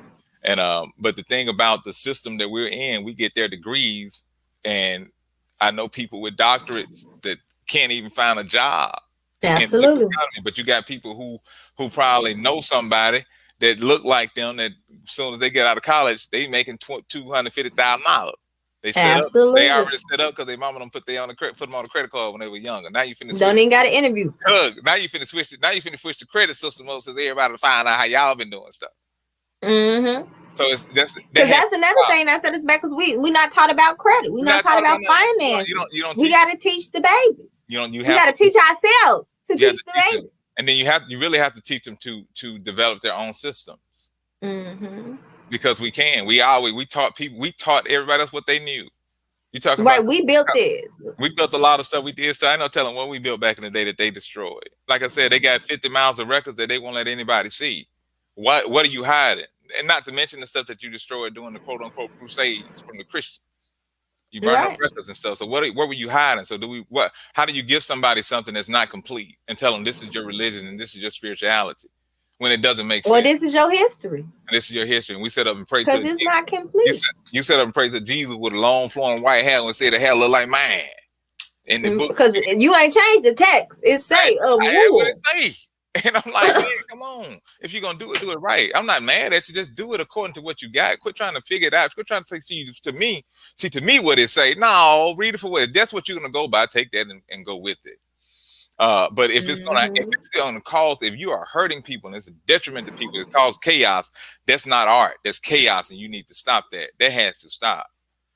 But we are literally, you said this earlier, and you spoke true. We are in a new age now. I don't know. I know everybody was talking about when the full moon, not the last full moon, but the big one came, and everybody was like, Black people were going to have superpowers and all of this stuff. I don't know if y'all seen that all over social media. I ain't, man. I started looking at stuff, man. I thought I was, no, you going to have me out there. But astrology, I think the planets were in alignment and stuff like that. Yeah. But what was really going on, because the last time that happened was like hundreds of years ago. Mm-hmm. But what really is happening, it literally shifted us into a new age. And so it's not going to happen again until hundreds of years from now. But the last time it happened, I watched an astrologist actually talk about it. The last time it happened, it was in a space where like astrologists can look at it and be like, oh, it's about to go down for a few centuries. And that's literally what happened. But the way it crossed this time, it's in light, it's in love, it's in a positive energy. And one thing that she said that was really powerful for me, she said, if you walk into it and you know that is this, right? Love, light, energy, that's literally the decades of span that we're about to go into. She said it can be beautiful, it can be amazing, a lot of money about to be made. It's just going to be a really prosperous few centuries, hundreds of years. Mm-hmm. She said, if you don't bring last century over here. Mm-hmm. You got to let that part. There's a quote from I think Victor Wooten said it. He said, "You can only change something you're no longer willing to tolerate. I can only change what I'm no longer willing to tolerate. So if you tolerate what was going on before, there's no way you're going to change it. So you have to let go of some of the old behavior, some of the way the things that you used to do. Because some of the stuff I said this when COVID happened. I said the Creator's telling us we need to sit down and really get back to nature." Come on. Because I really don't think you can defeat this with anything but something from nature. What they have put out, you can only defeat it with what has been put out in nature. And no matter what it is, because we are built to rejuvenate, to continue. We are built to everlast. And they have taken that, they have put us in a position to where they try to make us sterile. Not only try to make us sterile, but they try to put us in a position where we're not mentally capable to raise an effective generation of curators of our history. And they have done a great job of brainwashing us of that. And we're not asking, no one is asking for hate to continue. We're just asking for hate to stop. So I ain't trying to do nothing bad to you. I'm not trying to hurt you. It's been enough hurt, it's been enough pain and suffering. Just stop. You know, these systems are horrible. You know, when the biggest businesses in the world in your country are debt, insurance, and debt, insurance, and what else? And death. And death. And keeping people sick. When those are your biggest industry and war, that has to stop. You know they cannot continue. The pendulum swings. We have seen a heighten of. You actually had people who built bombs to blow up to where people can't continue to reproduce. Somebody built that. Okay, that was built, and it's like, why? How do you hate so much? I did a comedy set, and I said, Caucasian people, who are you still mad at? You have everything. You go wherever you want to go. You got all the gold. You got all the platinum. You trying to figure out why we ain't dead yet. And we just trying to figure out why y'all still trying to be so evil. We didn't show you that. You know? And so it's like it kind of you have to stay positive. That's what's been happening. You can get so angry. It's hard not to be angry when you've been hurt so many years. Yeah. You talking about, and it's affecting your life and your livelihood and your family. And it's affecting it, and you look at those who they say are the majority now, and you have they call it the opioid epidemic. They didn't do a war on drugs with that. The only way that's still popping off. They said, okay, let me legalize everything in Washington. So now you can do heroin, everything in Washington. And I tell people, I don't care what you do. Oh, you haven't seen that? I ain't seen that. It's one of them states has legalized everything. I ain't up on that. I'm talking about everything. You gotta do every. Look, everything. I don't mind. Oh God! I don't mind. If you want to do everything, you should have a place to go. I tell people this. I say this. You can do whatever you want. It's a free speech. You can say whatever you want. Do whatever, say whatever. But you have to deal with the consequences of your actions. Absolutely. I have a great brother of mine. His name is Stanley Gilmore. And he says, Brother Dre, if you put your foot in the water, you must deal with the current. And them folks they done had their foot in the water, and the current been still for a minute. We picking up now. There's a freight train coming. It's a love train. Is he on the train or the track? Either way, train.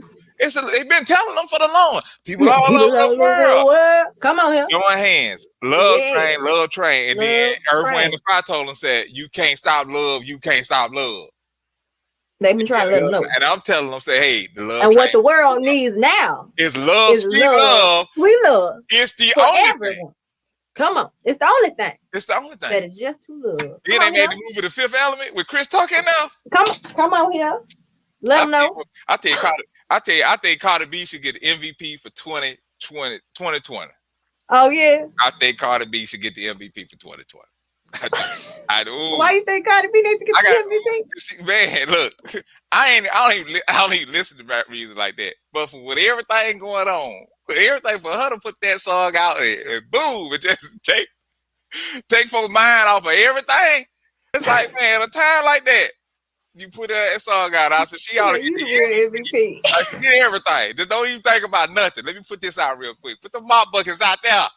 Put them out. Put the mop buckets out.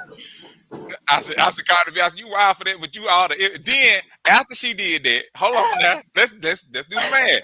After she did that, she interviewed Joe Biden, right? Joe Biden got Kamala. Her name is Kamala. Her name Kamala. And so she is in there, and she made that song during this time. So it saved the world, really. It saved the world. Somebody just added on up, didn't it?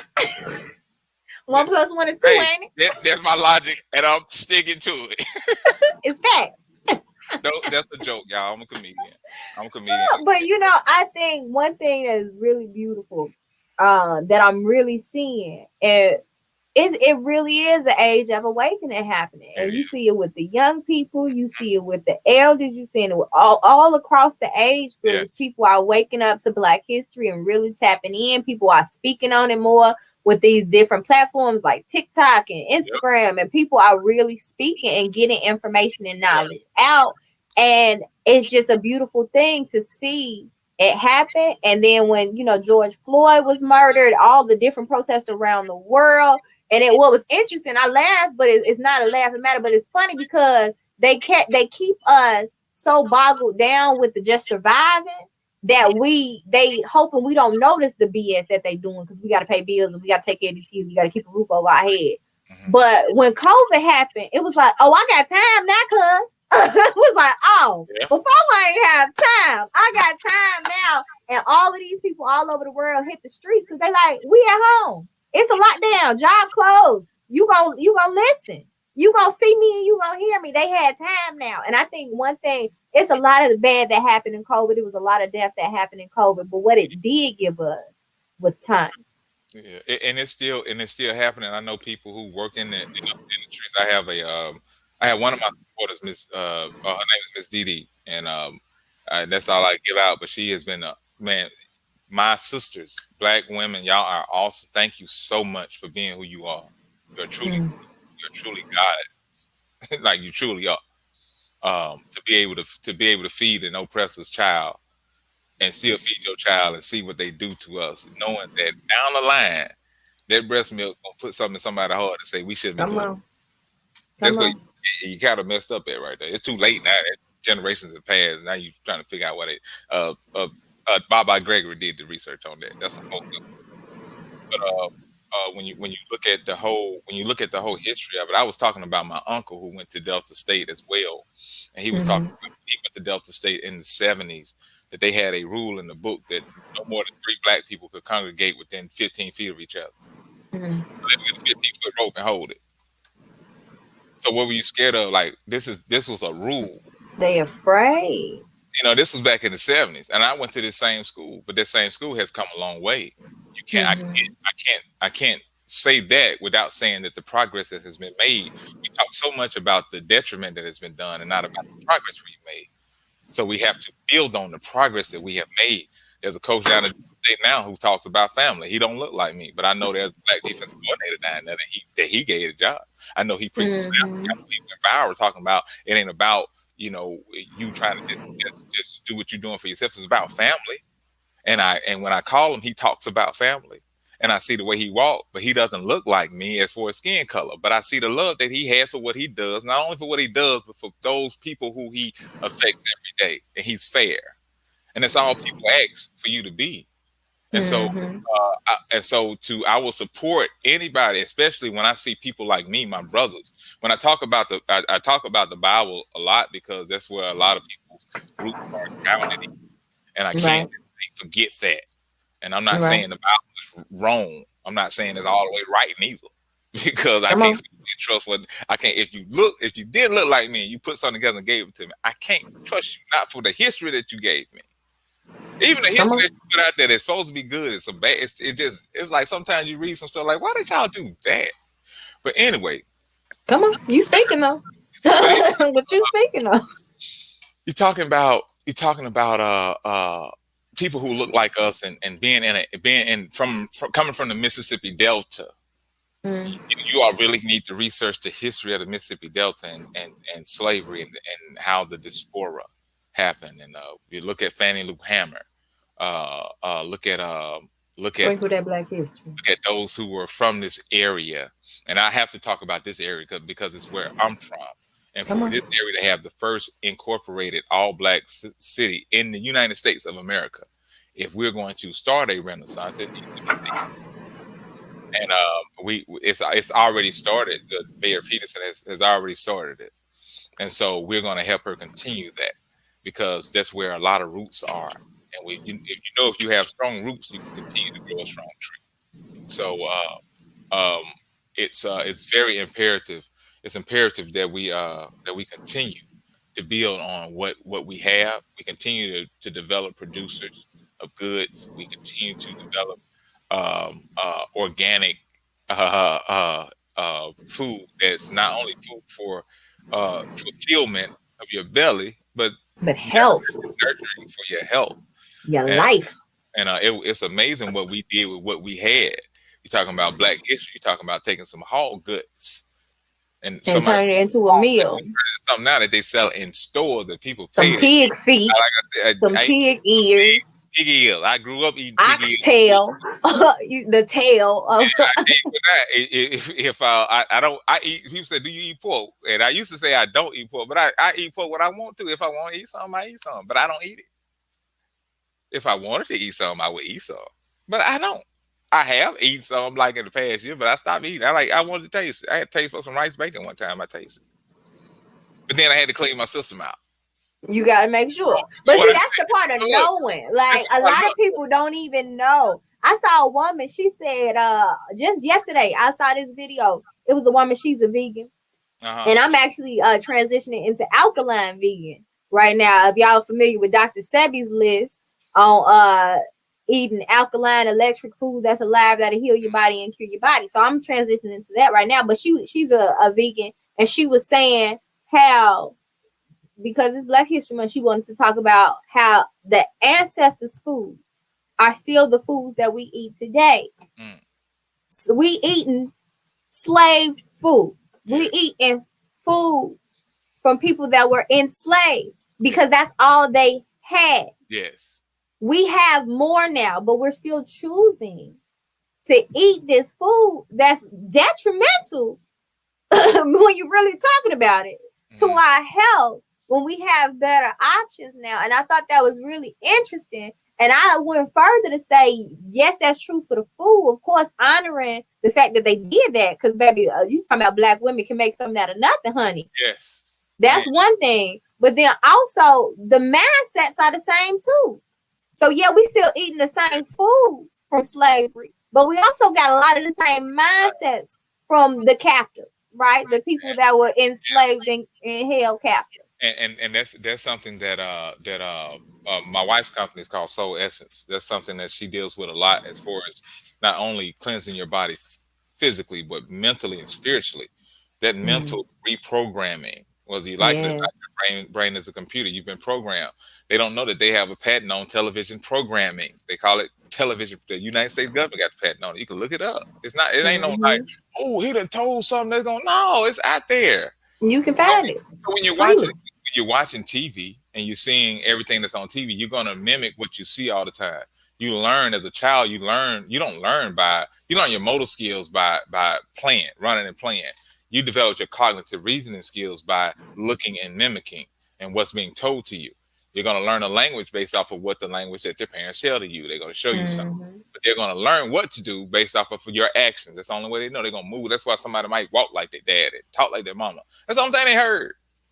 So you're talking about doing that years and years. We talking about slavery upon slavery. They have implemented stuff now in work areas where if you're having a stressful day at work, you can call somebody on the phone and talk about it. The only thing you deal with is the server went down.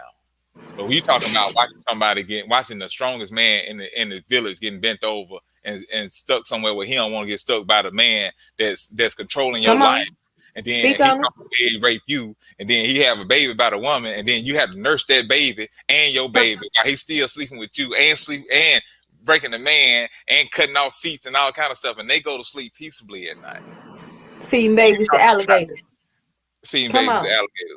You know, and we're at a time now where we're discussing this and you saying, oh, I didn't do it. I didn't do this and that. No, you didn't do it, but somebody got to pay for it because it's still mentally in my head. Not pay for it. Like nobody wants you to die, but at some point y'all have to say you did wrong. I feel like for white people today, and one of my sisters, one of my white sisters, she's on the line. I always laugh, Stephanie, if you still on there, sister. I say she one of the downest white girls I've ever met in my life. Like that's my sister. Like if I had to bet and pick some people, she might be on the team. I'm gonna be real with you. Because the thing with white people today, I'm not saying you did it. I don't think anybody, black person, is saying you did it unless you out here doing it, because a lot of them still out here doing it. Yes. But what we're saying, what I believe we're saying as a culture, is you got to give up your privilege and your comfortability, because you real comfortable off the back of my ancestors. You real comfortable, and to see the flaws in the system, to see how the system is set up against my people, is to realize that you comfortable because of those same systems. Yes. You can slide under the radar, you can skate on crimes, you can do these different things because of the same system that's set up to oppress my people. So I feel for like white people today to be a real ally, because we like to throw around that ally word a lot, especially nowadays. To be a real true ally, you got to get uncomfortable with me, because my life is uncomfortable. Yeah, whole life. So you got to get uncomfortable with me. Yeah, and what you're saying about the you were making a point about kind of lost the thought. It had to do with us breaking free from those chains, being allies, and them paying for it. Like right. You have to look at it as slavery has been a partnership, and we both made investments, and you've been living off the returns on that investment, but we haven't lived off the returns of the investment. So if I invest in something right now, I got art. I want my family to be able to eat off this art. So I have something that appreciates. It's one of the reasons why I love art. It appreciates. If I curate, if I take care of it, it appreciates. It's going to appreciate anyway. If something, most high forbid, I don't think nothing. I stay positive. Anything happens to me, I got a lot of pieces. Sell them. You know, I came here to lead this place one day. That's something guaranteed. And so the thing is when you're talking about you love something, you really have to step out and say, hey, if I love it, I can't be fearful of anything, especially if it's going to allow me to convey a message. My gift allows me to convey a message. And it's not to spread hate, but to spread love, because hate has been spread for so long. You're talking about this has been so hateful. And you're talking about people saying like, I don't too much, like you said, we have to, you all are living comfortable off of the work that we put in. Now, you may have had an idea, but you didn't do the work. When you look here's some more, sprinkle some history. When you look at why Mississippi said they did not want to abolish slavery, they said, can nobody do the work but the Negro man and the Negro woman? It was too hot. They couldn't put up with the heat. They couldn't be out in the field. They tried with other people. They died. They couldn't make it, and they died. We did not die. You're talking about people in the Mississippi Delta that took axes and they cleared out over 20 square miles of forest that they are growing. They growing crop on right now, and they cleared it out. They wondered how these men could do. They cleared it out with their hands, like trees. They found we got machines to do now. And they did it with their hands. I'm sure they developed so many inventions doing that, and because they were trying to figure out how they did it. But that's who we are. We see something, we figure out how to do it, and we make it do what it do, baby. When it came down to splitting up everything, they said, "Well, we're gonna do this and that." And some people didn't like it. Some people left, and some people stayed. But it was wrong what they did. And to this day, you have people living off of that work that they did. So it's investment. If you living off the return on investment, why can't we when we came into a partnership? And so because we're not even saying it should flip and you be the lesser. We're just saying, can it be equal? Can it be equal? Can it be fair? It has to be fair. Like you haven't been fair. You haven't been fair. You got a book that tells stories that haven't been fair. And I tell, it's just telling your history, not mine. It's telling your history, not mine. I tell people, whatever you're reading, whatever you're doing religiously, if it's going to keep you from robbing, stealing, and killing, and affecting somebody in a negative way, continue to do that. Continue to search for truth, because truth needs no validation. Truth is the truth. I don't care where it is. And I heard something that Dick Gregory said. He said, no matter where you go, if you don't take it with you, you ain't gonna find it, though. You know, you're responsible for your happiness and your peace. And if you don't take peace wherever you go, you ain't gonna find it where you going. You can go to the beach all day. If you can go to the beach all day, if you're going home to turmoil, you're gonna be turmoil. You're gonna be some more turmoil when you get to the house. So to establish our inner peace, because it's been so much chaos, I can only give back what's been given to me. I can only put out what's been given to me. If you continue to give me hate, what you think you're gonna get back? and the hate has not been given back to you yet, and it's been years upon years upon years upon years. But see, we talked earlier about the fear. That's what they're afraid of. They're afraid. That's why more than 3 people couldn't be within 15 feet of each other. Yeah, because they're afraid that they're going to get back what they were given. Yeah, and what they're still giving. And we haven't said we're going to get, and no one has said that we're going to give you back nothing. No one has said you're going to hate you. You feel that way because that's what you put out, and you know that whether I want to give it back to you or not, something has to come back. You reap what you sow. You cannot plant corn and expect okra to pop up. Somebody's going to get tired. Many people have said before who you have had in captivity, and when they wake up, what's going to happen.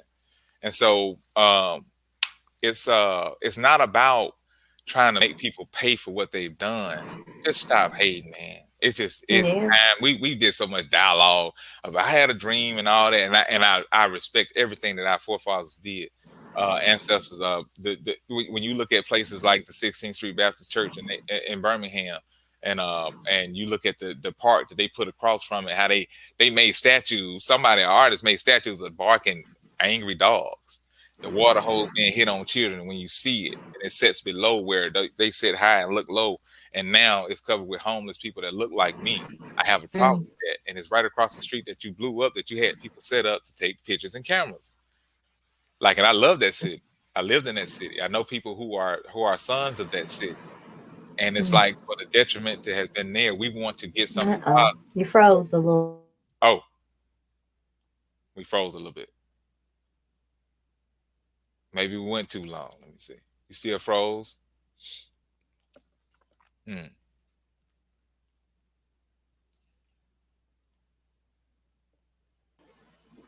Okay. We back. Oh, we back. We froze for a minute. I'm like, what's happening? I must have been saying something. What was I saying? They just frozen. You know how folks always tell me, man, they done messed up. Right. So we was getting too real for them. We getting too real for the people. Yeah, put love out there, man. It's too much hate that's been spewed so many years. And we've done so much for LeBron James to have his house spray painted, for a lot of stuff to have happened over the years that hasn't been addressed to like people that we look at as being prominent in our society. Like I said, entertainers. I appreciate the entertainers that use their platform, because they're that entertainers. When you break down the word, you see what it's meant for. And I thank people who have come before that has used their platform for that. And so at this point, it's time to move forward. The ideas that we have, yes, and those who have the resources to put behind us that can be producers, we have to do it, and we have to do it unselfishly.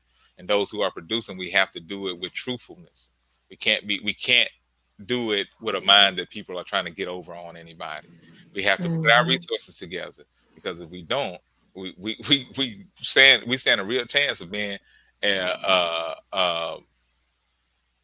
it won't happen. Let me put it like that. So we all we get, and once we realize that, we can come together a lot freer. Yep. And I think it's that, again, that brainwashing mentally, that it's that crab in the barrel, right? It's not enough for everybody to win, but it is. It is. It's enough for everybody to win. There's enough room. There's enough room for folks to have their own space too. Right. So we gotta come together. We better together. Yeah, I went to we got these cities that's so crowded. Man, I went to New York and go, I couldn't. Man, I'm a country. I'm country. Right. I'm like, you from the South too? I was sitting up there, I ain't know. Well, like, you know what? I'm gonna do what we can't do. We can get on back. they charge me $68 to get in there anyway. I'm like, man, you have to be, you really have to be rich to come to New York. Almost rich. That's what we call rich, $68. You gotta be rich to come to New York. You don't expect to pay that toll, will you? Yeah, you gonna pay it today. Baby. But it's so good. Thank you so much for this platform. Thank you for allowing us to be on your platform and sharing it with us. This is the first interview of many that we are looking to do. We're looking to put out a lot. We have a lot of stuff in store, Natalie. I want to talk to you before I put a lot of stuff out. So we definitely gonna have you come back on. So we're gonna work out when and where, but we're gonna have to come. We're gonna have you come on. We're gonna have to have your wife come on. We gotta get to know Miss Brown. Okay. Well, she But want to I come do solo or before with me. we leave. What you say?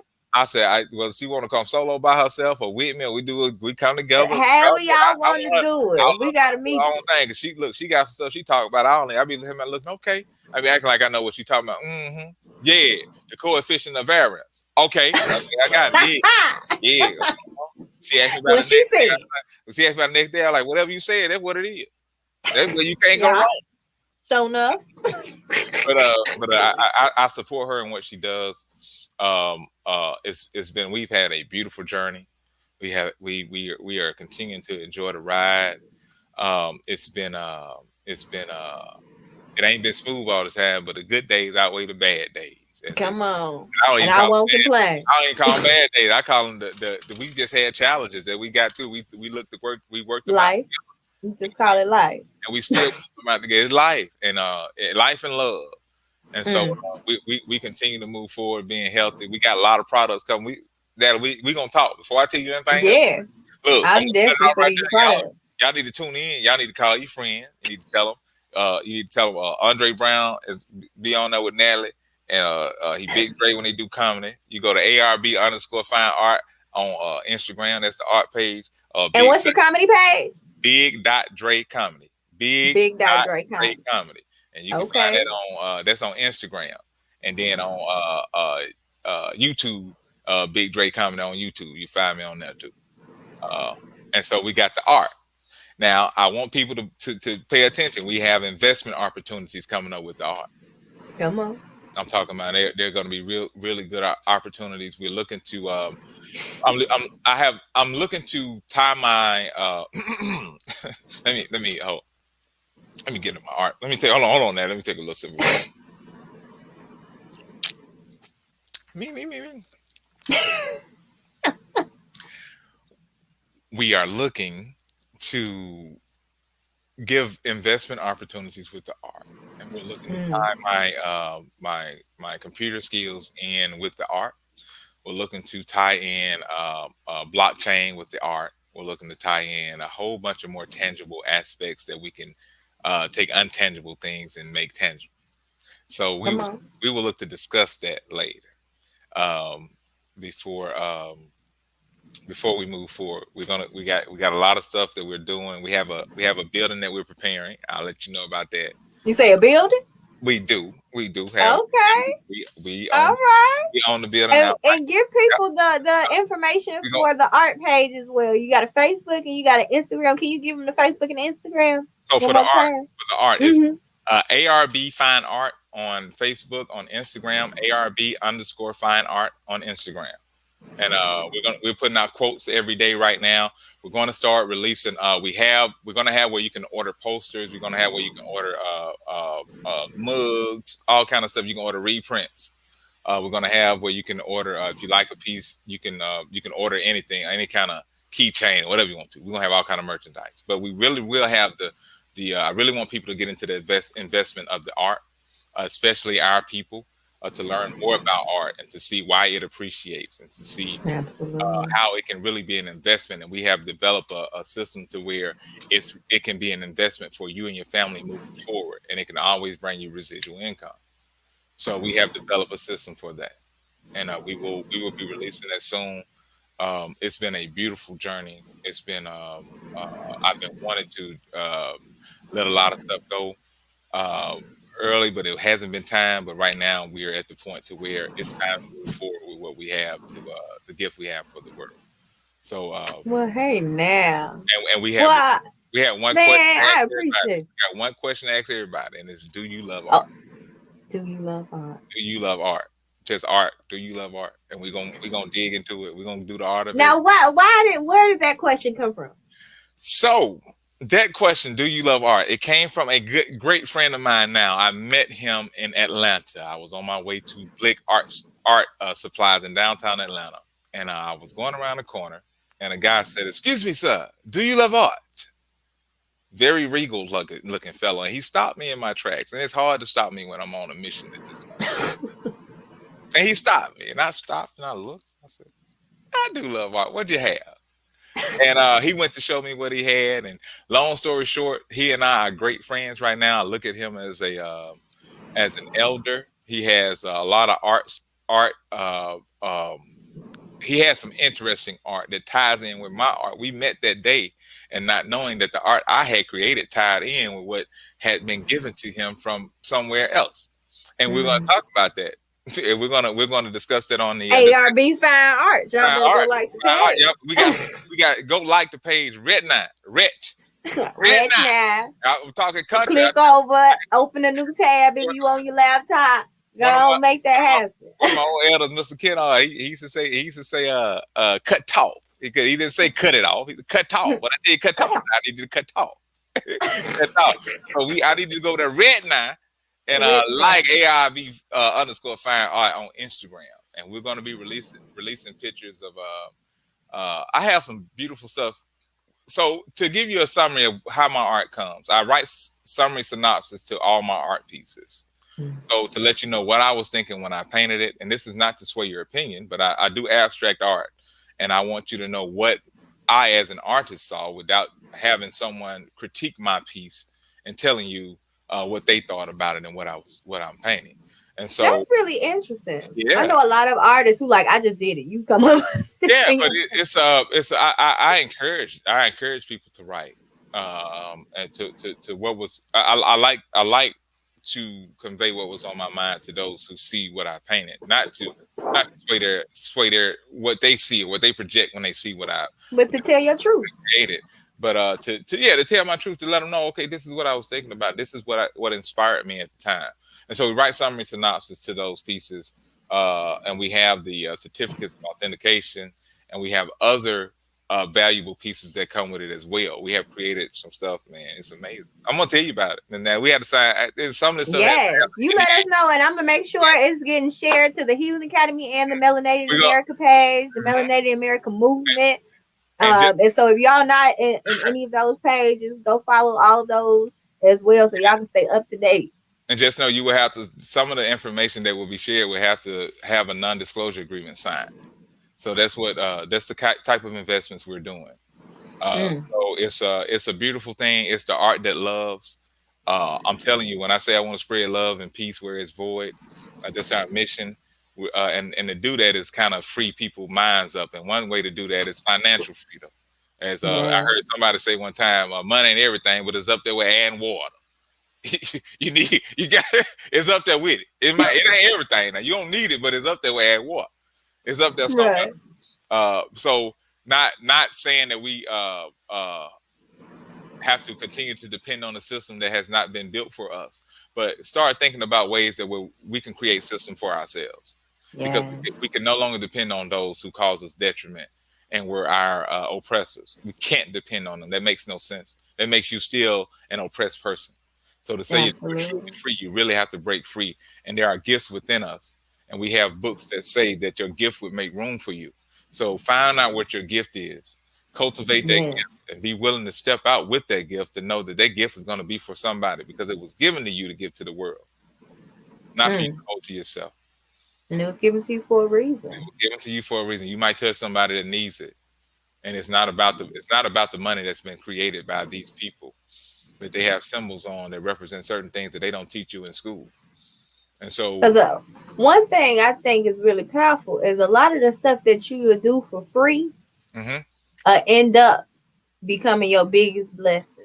It will. I think that's something people have to remember, especially when we're talking about supporting each other and working together. We want to support Black-owned business. We don't want to haggle. We want to pay what people need. You know what I'm saying? Because we don't haggle in nobody else's store.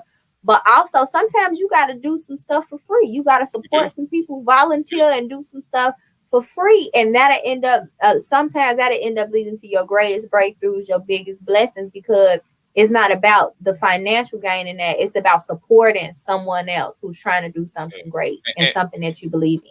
And for all of those when you saying doing something for free, it was put on my heart, even with my art, to give back before I even started making any kind of residual income. And so what I've been doing is I went to my hometown has a place called the Care Station, and it's in Mississippi, and they feed people every day.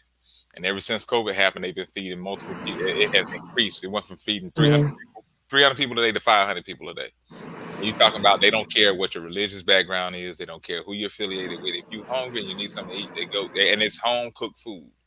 and they have people that donate see miracles every day. And so what I want to do, I said I want to try to help give back. So I want to we're going to paint a piece, and we're going to look to auction it off, and we're going to give majority of the proceeds to them to continue their operations as much as we can help them. They have help from all over the United States, but I want to do my part to give back. If you ain't never been hungry, you probably don't know why I'm doing it. You know, if you ain't never opened the refrigerator, the only thing in there was some cold water that you got out the sink, right? Baking soda. And then when you look at it, you are appreciative of a roof over your head because somebody didn't have a roof. So when you look at things, when you see yourself in people, when you see yourself in others, it's okay to be selfish. I got that from Victor Wooten. So when you see yourself in others, it's okay to be selfish because you're going to treat them like you want to be treated. Hopefully, you don't want anything bad to happen to yourself that we consider bad. If you think something is, if you're hurting yourself and it's you think that's okay, you know, you can't expect everybody to think that's okay. Somebody's going to try to look to get you help, but it's all about not being dismissive of what people are going through. It's because it could be you. The way the system is set up, we all a paycheck from being homeless or hungry. Real quick, I don't care what you got. You real quick from being out there, and if you're looking to help somebody, know that they got to eat, know they need a place to stay. It's hard. It's people have succeeded in what they're doing by struggling, and we got to get out of the notion that you got to struggle in order to make it. Come on. It don't make no sense. I hope sense. y'all caught that because he threw it. If y'all got some, if you're in a position to help somebody in a way that you're not expecting anything back, but you have extra to give somebody. You got a Bible. You got a Bible that tells you about when they would have done the supper. If you had extra, go find out who needed something just in case they need it. They might not have had it. And so it was always about family. You take care of your family first, and then you make sure that the community is together. And if we go door to door doing that, love spreads. And I remember growing up and not having food in the house and getting home from church and having a box of food. I know ain't nobody told nobody we were hungry. We didn't talk. We were waiting on the food to come, but you had a box of food at the door. They made King Vitamins. Those were the best King Vitamins I ever had. And then, like, somebody thought about us. And just to feel that at the time when it's like there's no hope and somebody think about you. I want people to feel that. I want people to feel love. When you feel it, you start to change. I'm able to be a substitute. I'm a permanent substitute teacher now at a high school here in Mississippi, and I'm looking to be the permanent teacher. I got to take a test for it, but I love to do what I'm doing now. I haven't been able to say that for a while, but to be able to paint and to be able to teach children and to affect them in ways that you never thought you'd be able to affect them using my art. And to say and to tell you, Natalie, after I've painted, when I painted this piece before we met, right before we met, and the day before we met, and I came in, I told you because of this piece, I looked at that piece and I said, I am an artist, and I have not looked back. And I remember telling you that, and you said, "Well, send us some of your stuff and this and that." And I was like, "I got to paint some more pieces." And I remember sending. I call it Studio One, and I hung the blank boards up, and I said, "I got to mix and paint." We put on some music, and I just went to painting, and I painted probably 30 some pieces in probably 5-6 hours. Come on. You know, and it was just an inspiration just kicked in. And so a lot of those pieces, a lot of people haven't seen. So we have vaulted pieces that people will probably see. We're going to look to have we will have an auction piece on our site, or we can conduct our own auctions. I don't want to go to Southsea or Art Basel. I don't want to go. Come on. No, we can have our own auction. If you have circulate them black dollars, you say you want to support, we're gonna make a way where you support, and whether you support or not, we're gonna do it because I know we can make a difference in our communities.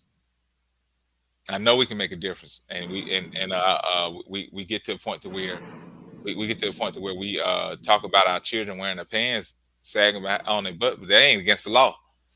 You know, I know they shoot them, but there's not a law against that. There's a law against a whole bunch of more stuff that we have to look. We have to get in the court systems and see how they're doing the court systems. It's not fair in some of these small court systems what they're doing. And how they're taking the land of some of these black farmers. There's a lot of stuff we have to talk about. Yeah. A lot of stuff we have to deal And that goes to knowing and that knowledge piece too, because again, we get so wrapped up in our day-to-day life struggle that we don't even see the struggle that's affecting us, that's outside of our day-to-day, Yes. enough to fight for it. Yes. And somebody else's struggle is our struggle. You have to see yourself in other people. You have love requires you to see yourself in another person. You can't do that, you're not going to be able to love. You won't. You can't look at a mother who has children and those children, you see those children hungry and you do nothing about it. You say, well, it ain't me. Love won't let you do that. You know, there are certain writings that tell you about being there for somebody even if you ain't got no money, you can just sit there and just be there for them in a time of need. Both of y'all might be struggling, but hey, at least you got somebody that can sit there and laugh. You together. So Natalie, I think it's interesting too. Back in the day when they had less, they helped each other more. Ain't there some? But then when you start I've heard stories of families where people was taking, because they used to just take in kids. It wasn't no official adoption. Your parents couldn't, or you got, come on, we just got 3 extra children. One woman said, she asked her mama, how can you do that when we already ain't got enough? She said, I just add a couple more cups of water to the soup. It'll be all right. Yep, that's what my mama did that for my brother. I have brothers and sisters now that are not blood brothers and sisters, but they brothers and sisters. And if they called me, I'll be there for them. And she adopted them unofficially, officially. She told them, y'all my children. And she showed them just as much love as she showed us. And they did that. And at some point, we have to get to where we come together and we become producers and developers of what we can put out and generate income. Because you can't sell within your community and generate those dollars. You have to get some outside money to come in and keep that outside money there. That's what everybody else do for us. They take our money and they keep it over there. They don't bring it back to us. Right, because we running out the door with our money. And I'm not saying, we got the highest spending power. I'm not saying anything that has been stated before. So at this point, there's no more talking needs to be done. Y'all got to start what we doing. Action. What we doing. You got it. You put it behind something that looks like you. And if you got something that you're producing, make sure it is a quality product and you put the time in to make sure it's quality. And I have to do, it comes at me first. The product that I put out, it has to be a quality product or I'm not going to put it out. Come on. But we have to produce, if I'm going to ask you, this is what this is worth. This is what this worth. Either you have it or you don't. I'm going to make sure when I say what it's worth, it's going to be worth what it's worth. And I have to be able to show you that it's worth that. And so we have like this blanket that's on the easel at the back. That's a blanket. My grandmother made that blanket years ago for my siblings. So all of the siblings had a blanket that when you were born, they would stitch different old clothes together.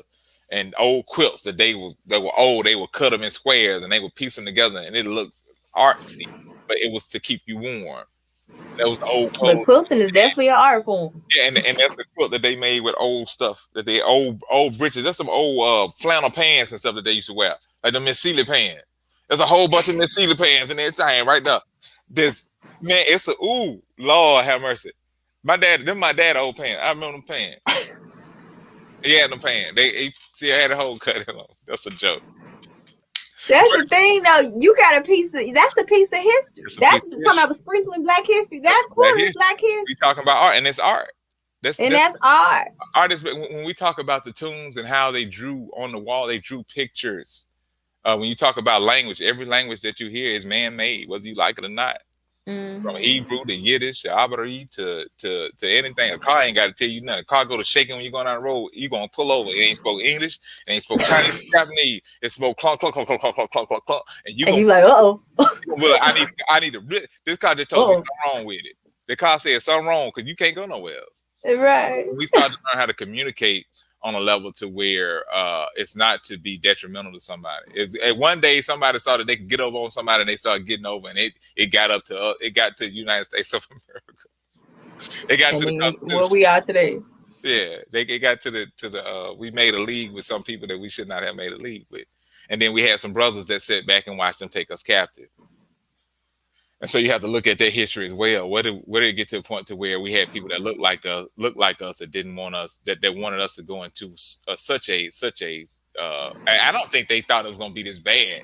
Like No, there's actually accounts from Africa where there was like they didn't know because No. there was types of slavery and servitude in Africa where you could marry the princess of the village. You could, you know what I'm saying, work your way out of it. You could what they thought versus what it is still to this day.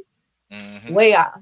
They didn't know the extent of what they were selling people into. But Natalie, I would love to continue this, but we gonna have to. We've been on here 2 hours, y'all. 2 hours. We're going 2 whole hours, man. Ooh, Lord. 2 hours straight. We're That's gonna look, we're gonna have to have might be you working. and your wife back separately and together. We're gonna have But to. as we get ready to head off, because we done gave a lot of gems to the people, and I tend to ask my guests these questions to give the audience closing points. And thank you all. Y'all are Black History for being on this show and listening to us for 2 hours because they've been holding strong. So I appreciate every single one of y'all out there viewing.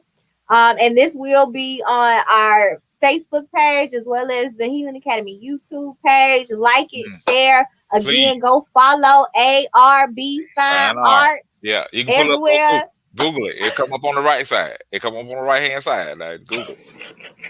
Go fast. And that's look. The ARB Fine Art is me. So when you right now, when you call, if you call that number that's in there, I'm gonna pick up the phone. So don't call me with them. Right? Maybe give him a little bit. It probably won't be him no more because he's gonna be too busy. So y'all better talk to him now while y'all get the chance. Let me tell y'all something, Miss Natalie. I've been this way since I was knee high to a tadpole. I'm not gonna. I love people. For some reason, I just love people. I love people. I had to stop loving people so much because it had become detrimental to myself. I had to start loving myself first, and my wife had to show me that. And once I started loving myself and was able to be loved, was lovable, then I could really show love, because when you're lovable, you're able to receive love.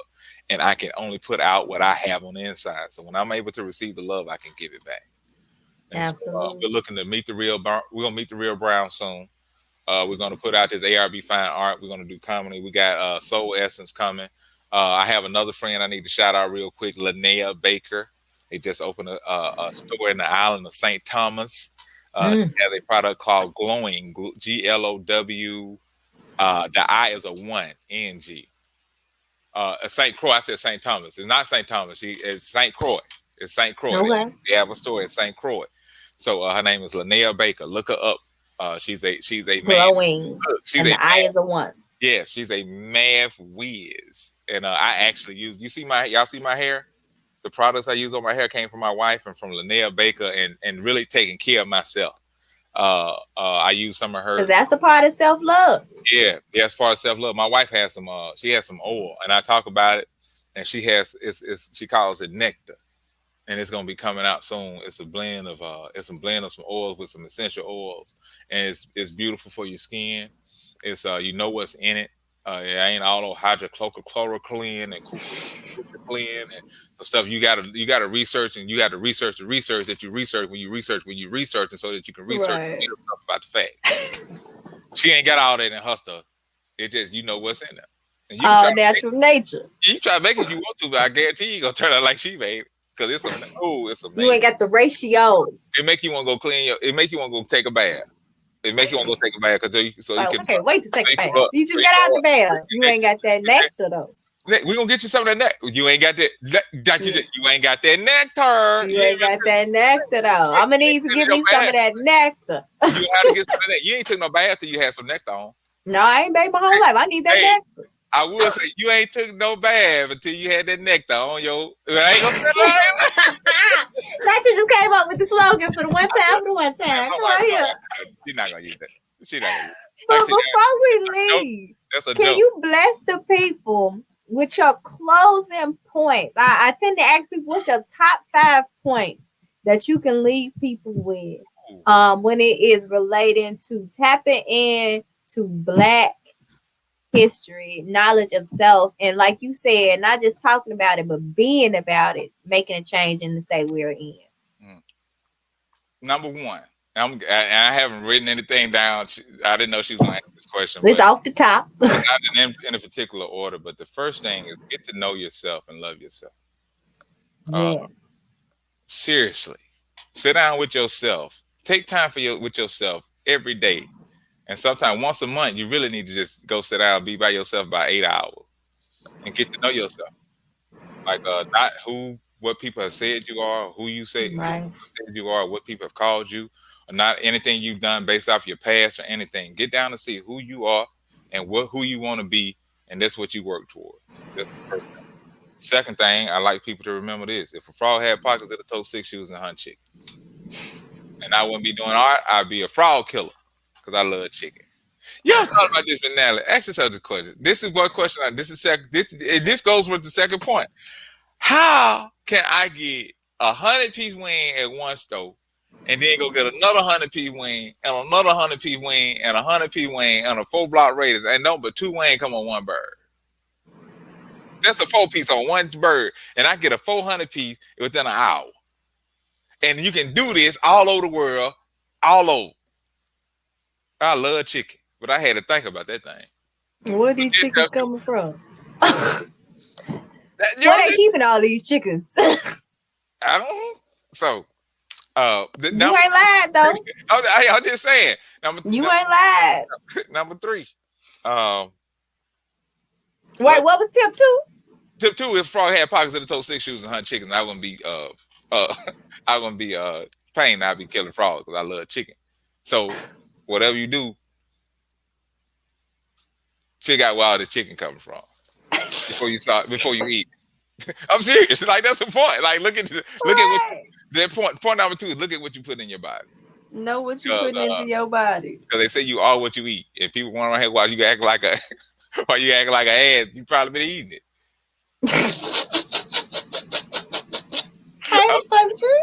Y'all excuse my choice English words. They came out. Excuse my choice English words. You all right? That's an English word. I do comedy. I love people. But they say you are what you eat. And so the number 3 point, love unconditionally. Sometimes it hurts to love, but it doesn't it doesn't fail to love. Sometimes love does things that you that otherwise you won't be able to do, to be able to forgive and move forward and still love and be there for a person, no matter what, to be able to forget the past. Not forget the past. You learn from it. You tell people about the mistakes you made and move forward. The 4th point I'll say is be willing to own up to your mistakes. Come on, accountability. Have your own accountability. They go across the board. Accountability.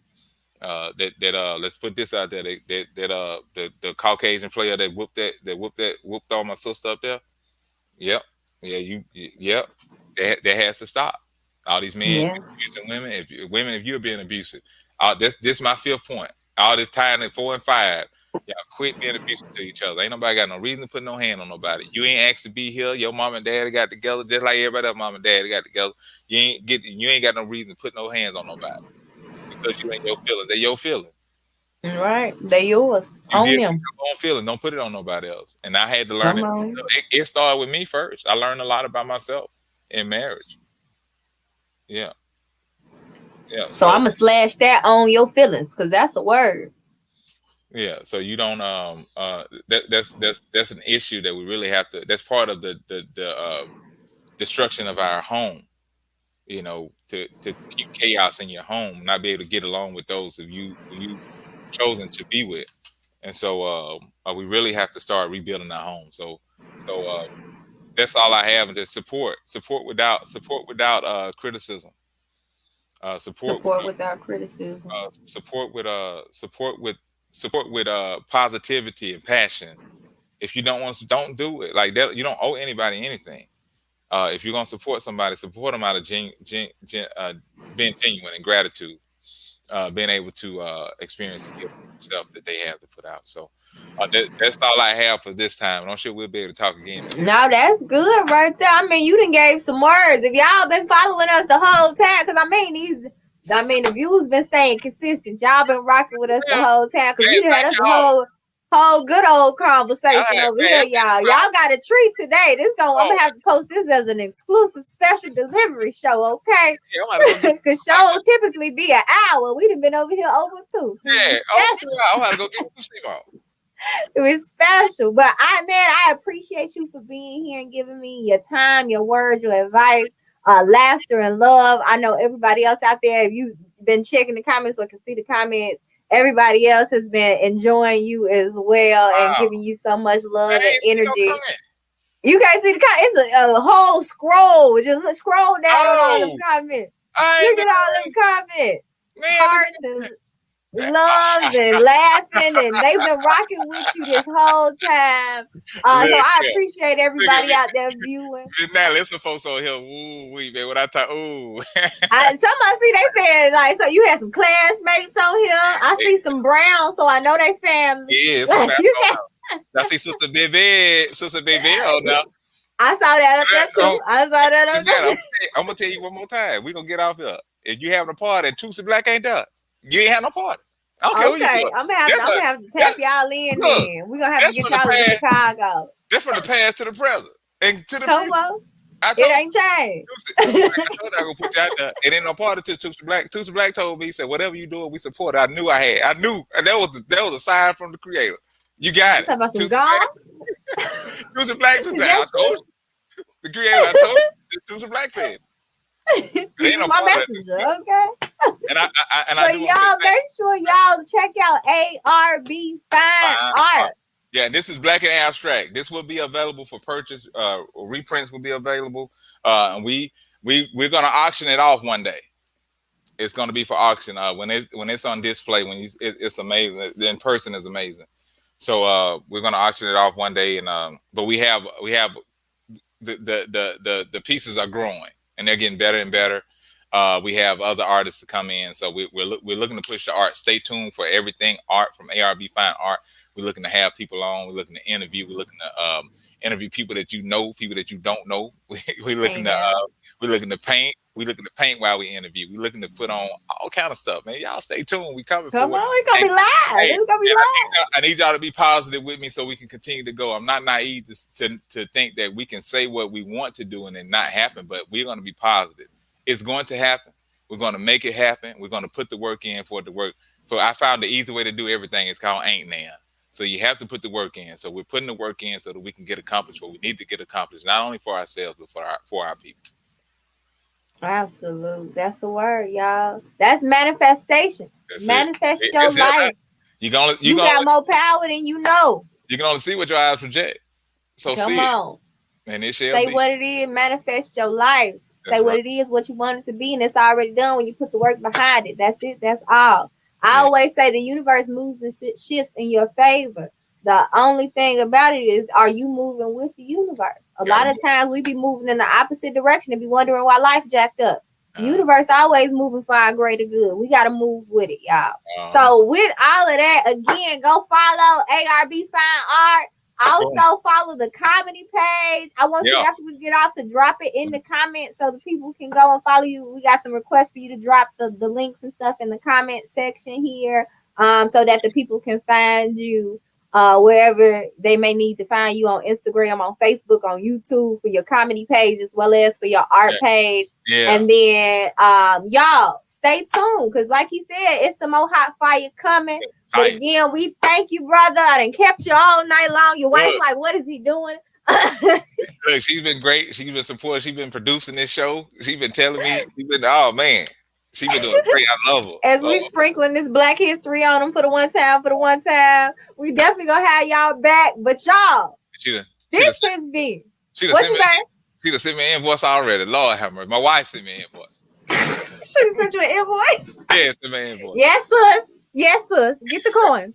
Get the coins, the love, and the support. Okay, all of the above. All of the above. Yeah, she my wife, not my slave. Now I'm just.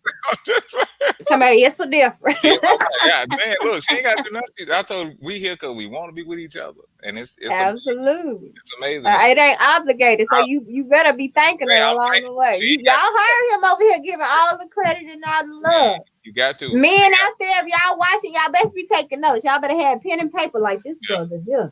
Let me tell y'all, if y'all need Valentine. Y'all need some Valentine's Day show. Hit me up. Hit up ARB Fine Art. I might be able to drop something real quick for you. You know, he said he went in there in a couple of hours and made 30 pieces. He can make you a custom. I can do you 2 pieces. I can do 2 pieces. You call me right now. I got 2 pieces. Somebody want Valentine's Day. Hey.